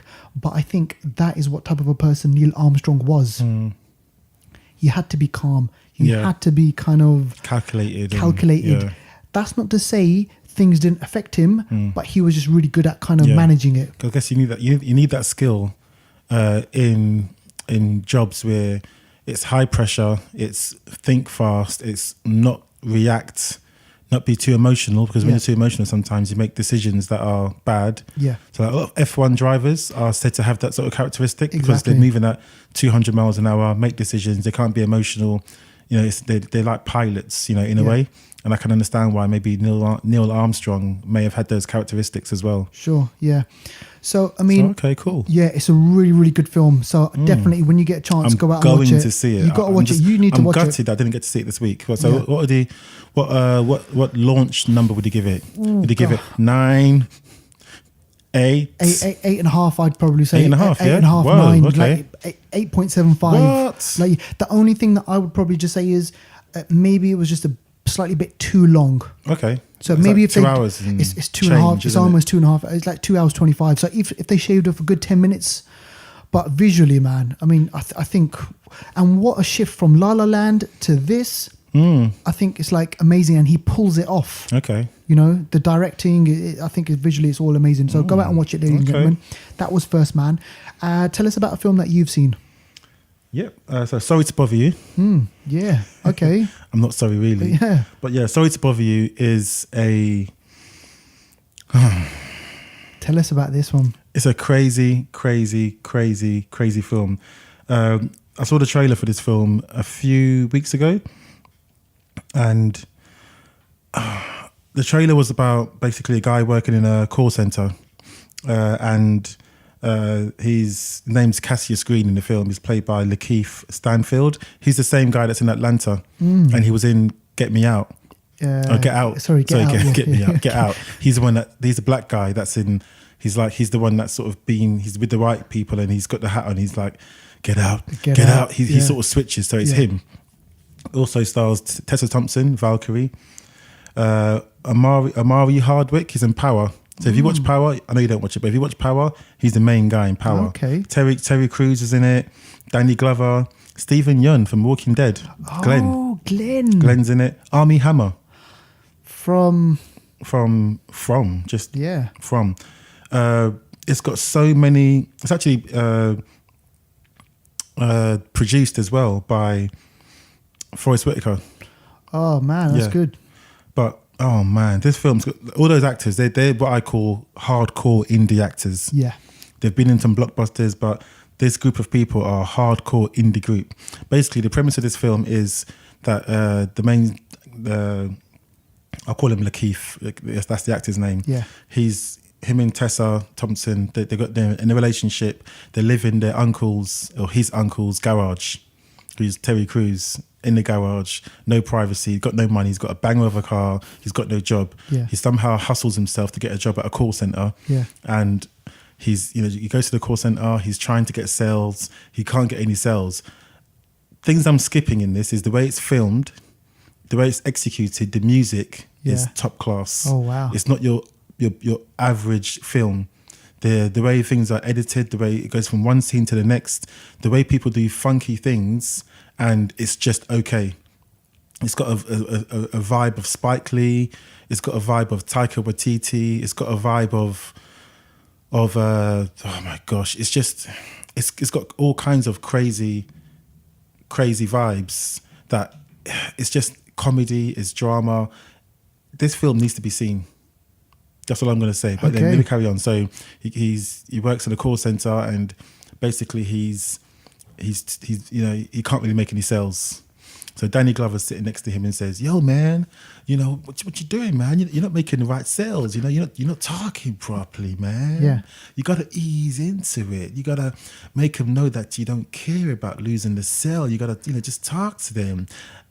And you got to use a white voice. Oh, so this sounds like Black Klansman. Exactly. Yeah. Exactly. Yeah. Exactly.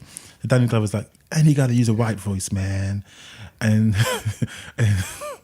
then Danny Glover gives him an example, and he's like, "Hey, hello, my name's Jeremy, and I'm here to talk to you about." It's like a proper exaggerated, so-called white voice. Yeah, sort exaggeration. Of thing. Yeah.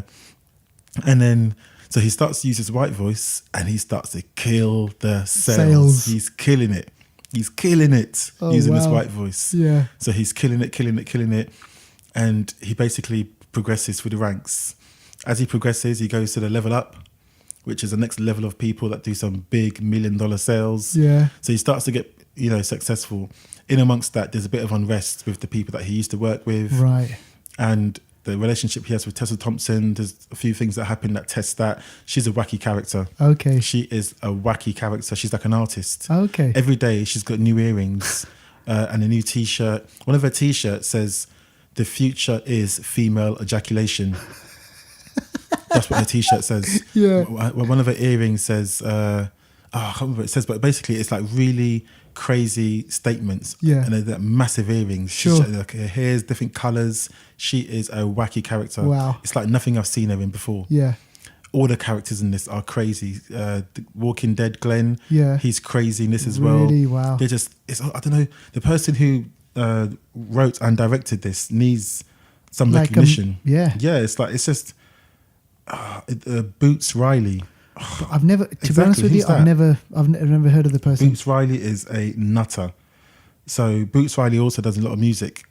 All of the music in this, Boots Riley, written, produced. Yeah. Crazy. And what kind of, like, the one thing that because I remember watching the trailer for this, and I was like, you're absolutely right. I was like, this is wacky. This film has got something to say about obviously the state of affairs, in the world at the moment. We're kind of, we're all aspiring to be something that maybe that we're not, or that we won't ever be able to kind of like achieve. So my question is this: after, what is the kind of like message of this film? What would you say? Being yourself, you'll get nowhere.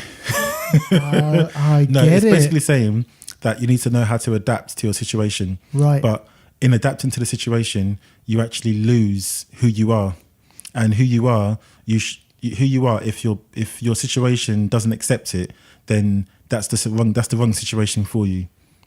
If you've got to adapt the way, I can speak in good English. I can pronounce my words and that, but I shouldn't think of that as a white voice. Yes. I should just think of it as speaking my voice. Exactly, speaking normally. But in this situation, it's like he's told to use a white voice, as if to say white people's dialects and speaking is of a higher standard. Yeah. When I could speak just as well as pronunciation and so on and stuff like that as someone is white. And you know, we're both speaking good English or whatever it might be, but I shouldn't be seen as, oh, that's a white voice. Yeah.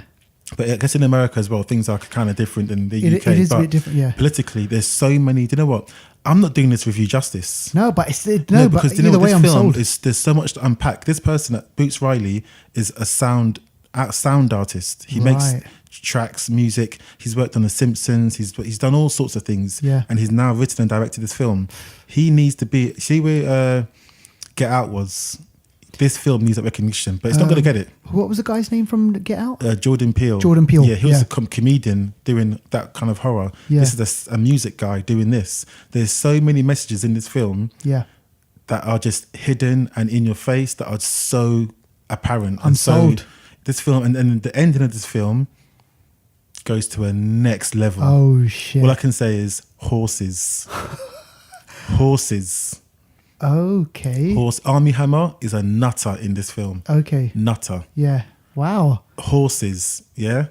And what do you think this film, like, because I know, like, it might be a bit too kind of out there for it to be put in your local Cineworld. Like, do you reckon it will be, or is this going to be something that's going to be like one of the art house cinemas in London? Or Probably might be. If it is in a cinema, I can't see it doing really well in the UK. That is, and having a massive release. It might be Netflix here in the UK. Sure. In the US, I think it deserves a wide release. But Sure. at the same time, you know, who knows? But the actors in it, yeah, they're The good big- actors. the big actors. They should be able to, you know, I think get that marketing power. And I'm sure. I mean. Yeah, I think even to get that group of actors together, they're all good, and that's the person's like first film, I think. Sure, So yeah, that's yeah. really good. There's some Chinese money behind it as well. I noticed in the producing, Yeah. quite a few Chinese names. So I think they've gotten some funding to get it made and so, Made which as I guess well. is clever. Well, you Go where the gotta money do. is. Yeah, but go where the money is. They still allowed these people to create what they felt was right. So I think I that's good. love that. The balance is right.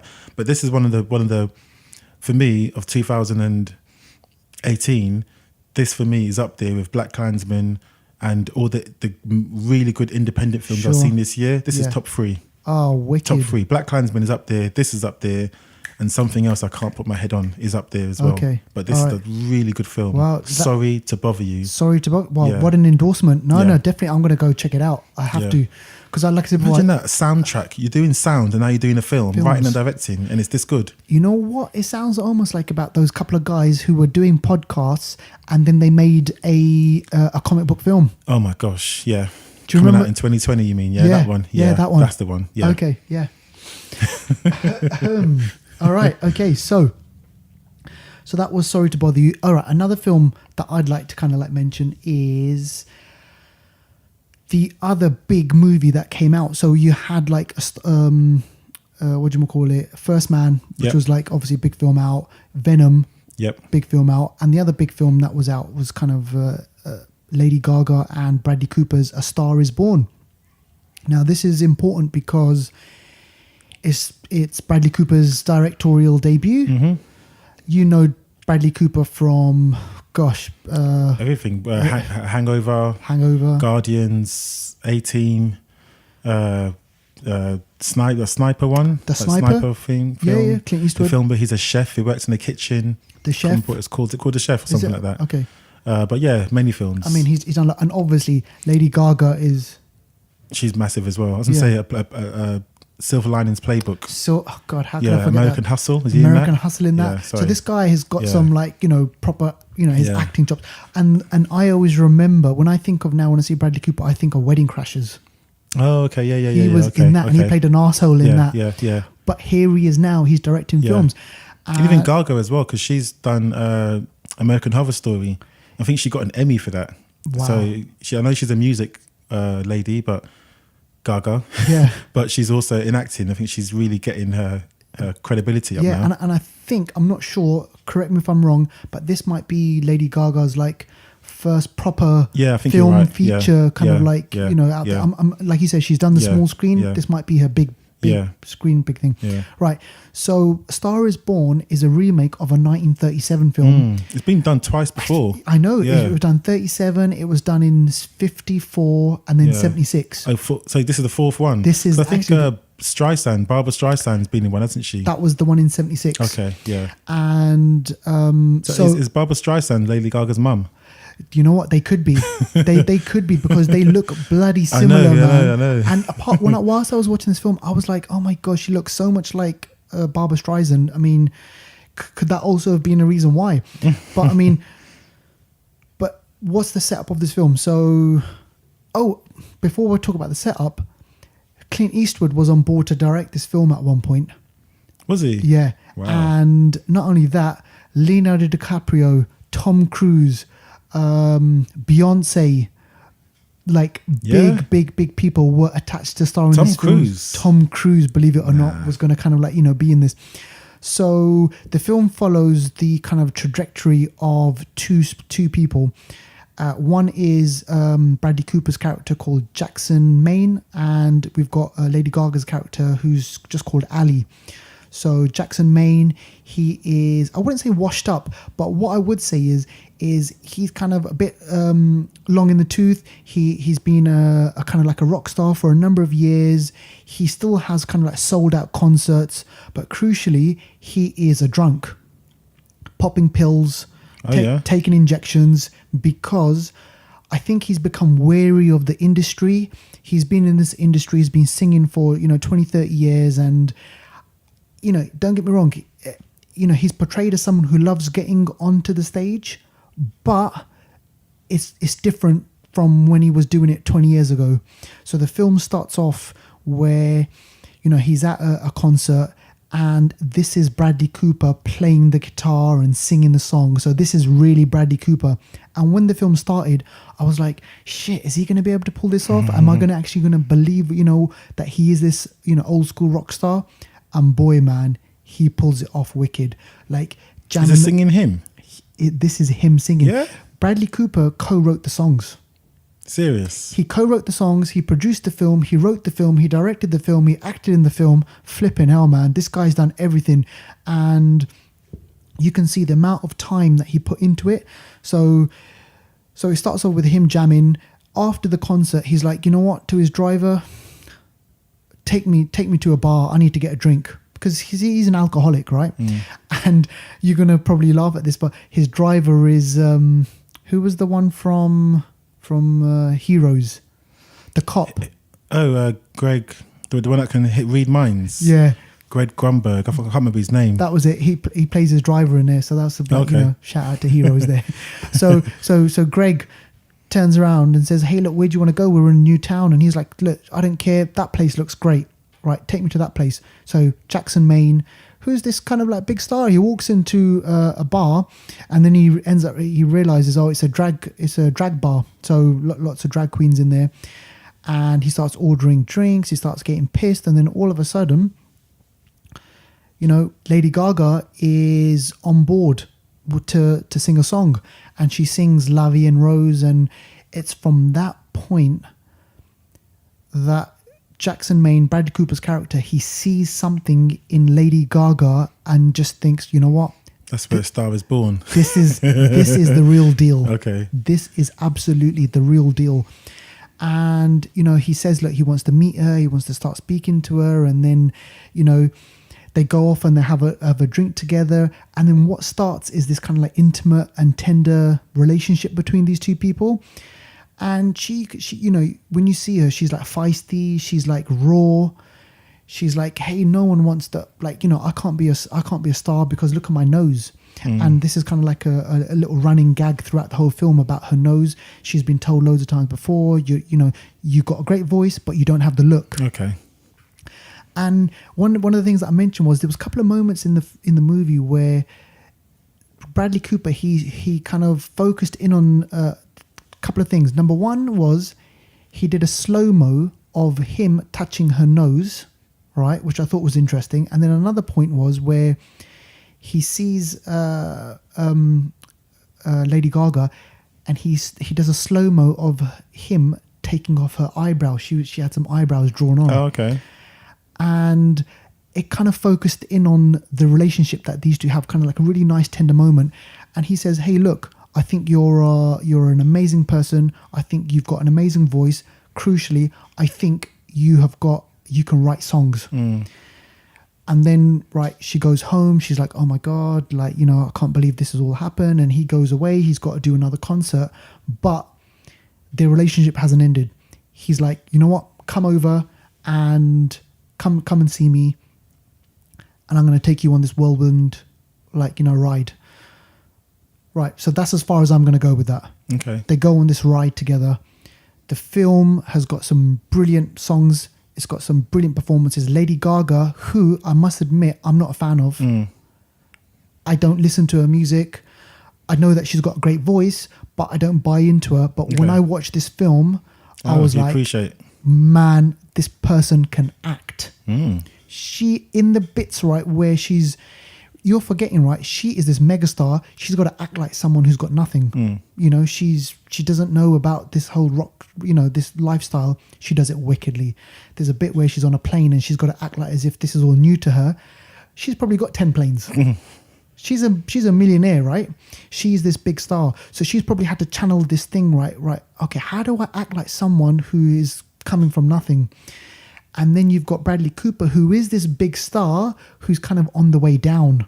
And then she's on the way up and he's on the way down. So there's this kind of like mix of that life and this life. And I think, you know what? You're going to be really surprised by it. The film, I was like, I don't want to, well, I don't, you know, it's almost like as if he's a country western singer. And that kind of doesn't appeal to me. You know, he's got this kind of like, you know, cowboy hat and he's got this voice where he's kind of low, like, and I'm like, it's not really like my type of thing. But I saw it and I was like, you know what? I was blown away by it. And the ending, you will probably, I kind of knew it was kind of happen, but that isn't because I've seen the other 3 films, but it's just kind of like the way it's all set up. There's something bad is going to happen. Okay. So yeah, so watch it for Lady Gaga's performance. Watch it just to see how he pulled all this stuff together, you know, the songs, the performances, and I think it's a really interesting film and definitely worth watching, mate. So where would you have it on the Billboard? The Billboard top 10. I would put it up there. Yeah, I'd give it an 8. 8? I would give it an 8. High marks from this week. High marks, man. Wow. I'm still Star is Born and First Man. They're totally different films, but they're different, like, you know, for reasons. But the performances and directions are really good, man. So 2 good films this week. So that's that. Okay, so the one I saw, the next film I saw was 22nd of July. Yeah. And this is a really deep film, actually, from director Paul Greengrass, who's done, obviously, Bourne Identities and Green Zone, hard-hitting action, shaky cam, you know, intimate, quite realistic type films. And, so this film's about the unfortunate, very, very unfortunate and basically crazy mass murder in Norway of 69 students on an island. They were on like an island holiday sort of camp type thing. 69 on the island, and in the city, a bomb killed 8 people. So altogether, that's 77, I think it is altogether.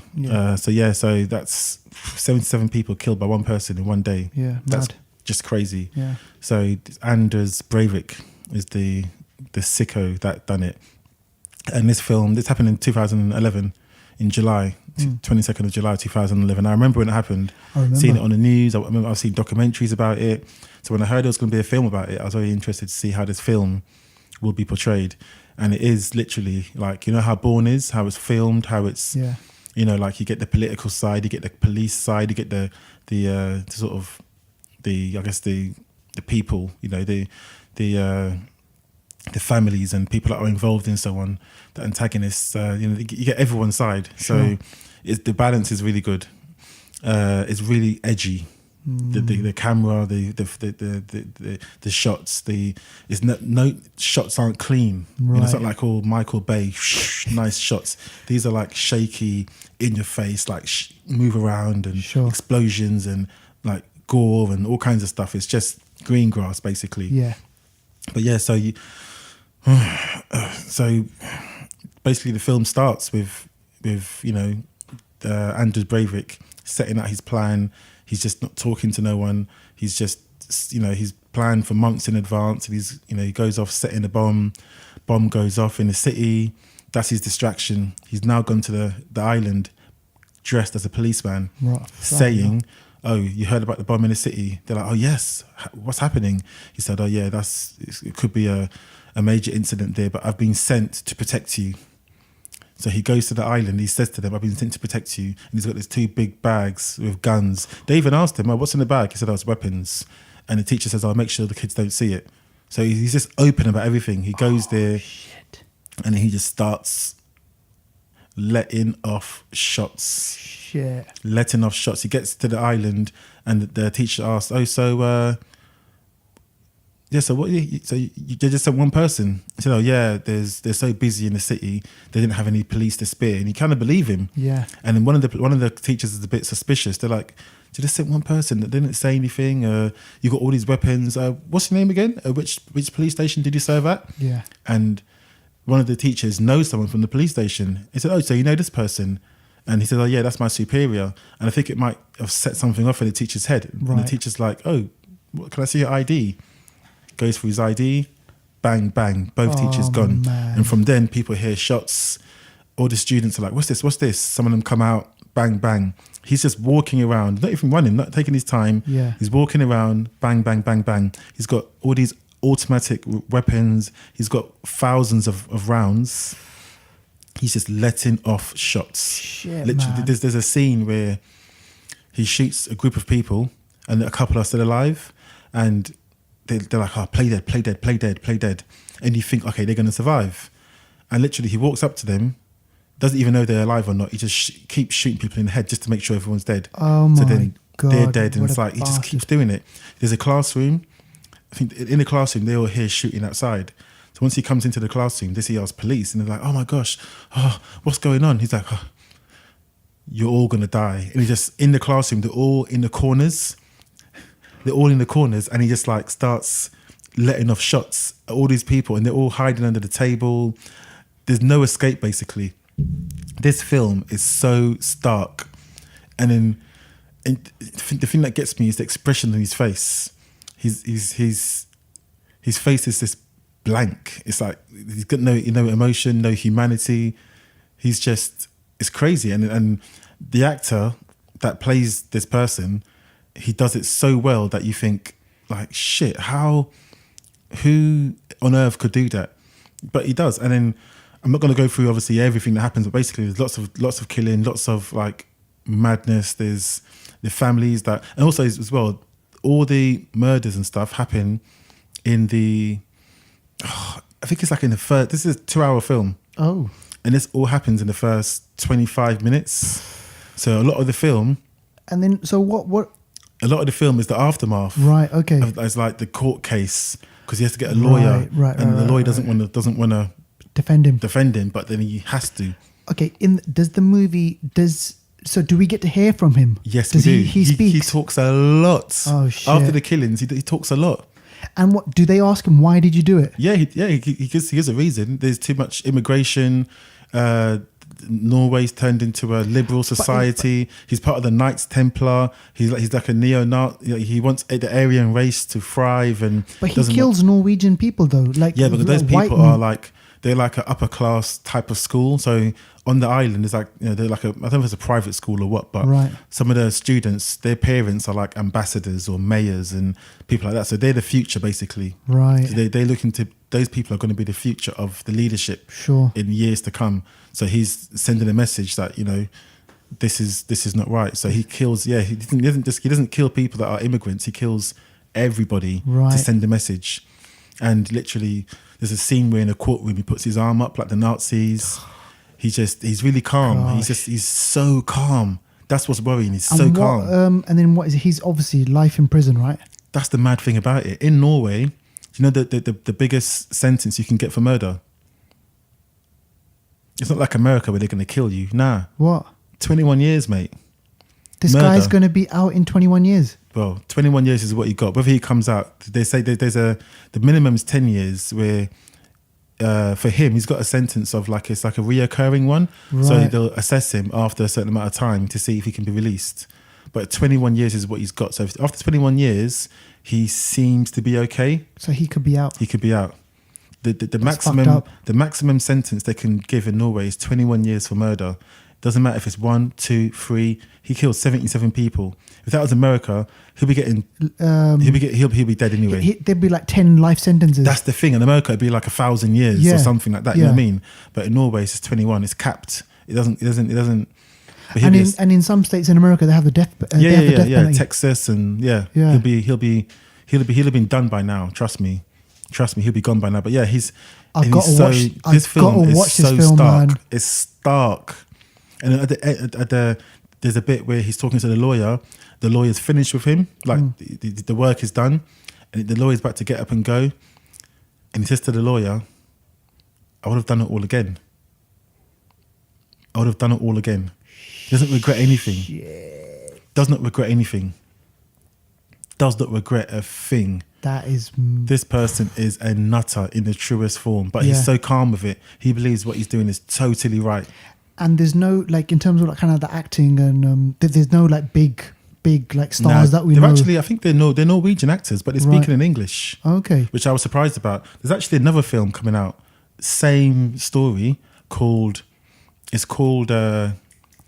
think it's called July 22nd. This one's called 22nd of July or something. Yeah. Another one's called July. I think it's just called July 22nd, but similar title. That's actually Norwegian actors speaking in Norwegian. Okay. That's out soon as well, but it's just weird that obviously 2 films coming out similarly. This film drew over 20,000 petitions in Norway for it not to be released. Oh shit! Yeah, really? A lot of the victims and so on didn't want this film to be released. They really, because it's just too close to home. Over 20,000 petitions, more than that. So there's a lot. The legal system behind it changed. The cabinet, so the MPs and all the ministers and so on, they had to reevaluate their security systems because he was allowed to park his car right near some secure building. Right.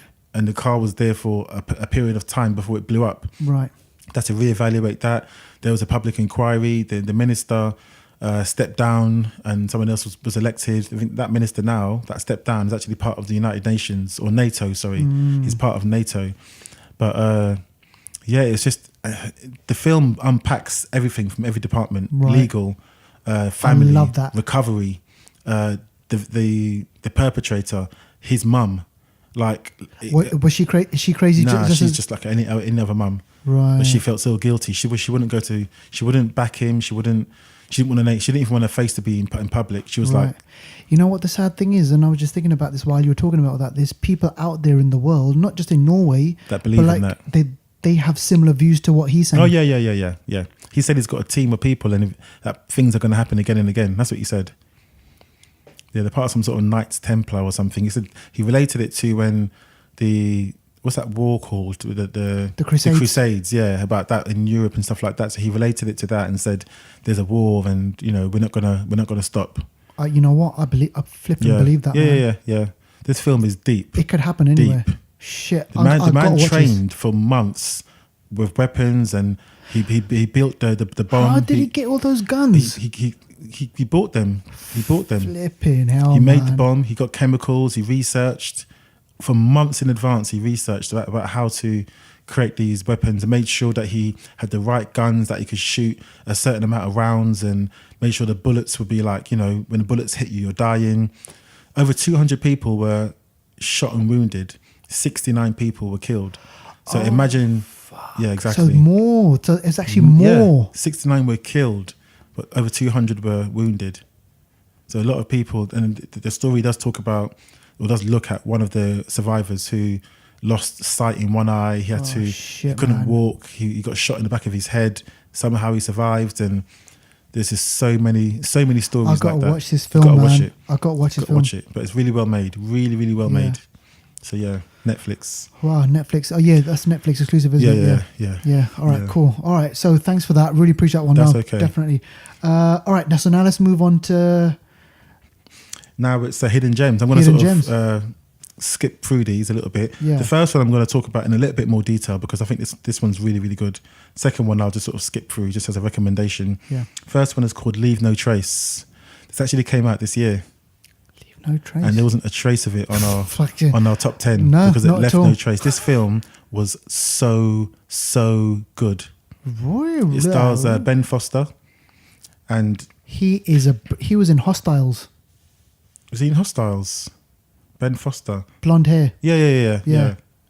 Was it? Yeah, he was in Hostiles. Oh, He was okay. the one where they what's his name meets him afterwards, and he's tied to the. They had to tie him to the. Oh yes, of course. Yes, That's yes, time to the yes, tree. yes. Yeah. Yeah. Yes, because he went mad, didn't he? Yeah. Yes, yeah.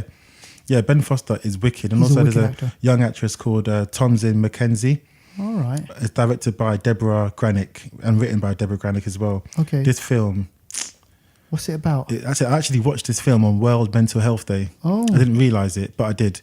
And this tells a story of Ben Foster, who's an army veteran, comes back to civilization, civilian life, I should say. Yeah. And he can't adapt. Right. The mother's not around. I think she's passed away or something.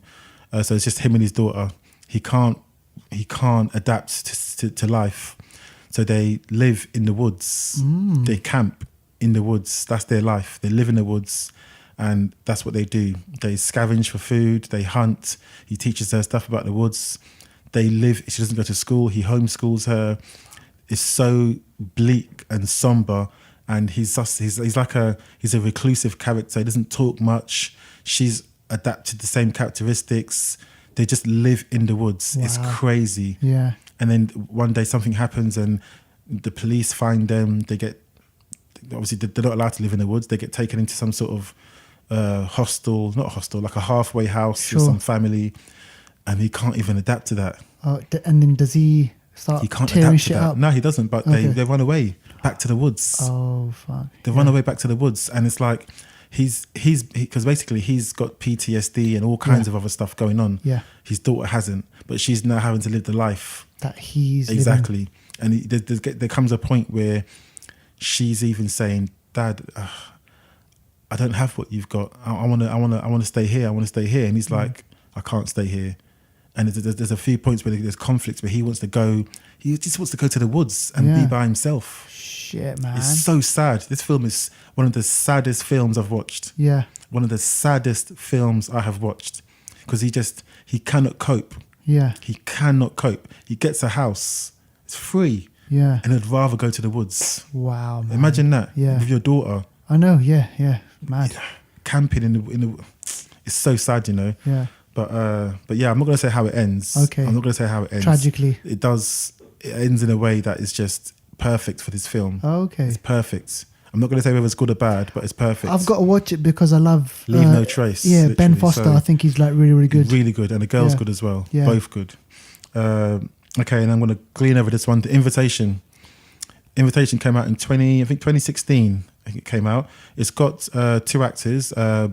Marshall Logan Green. I think. Sounds familiar. Yeah, he was in Prometheus, and he was in a film I did watch as well this week, which was Updated.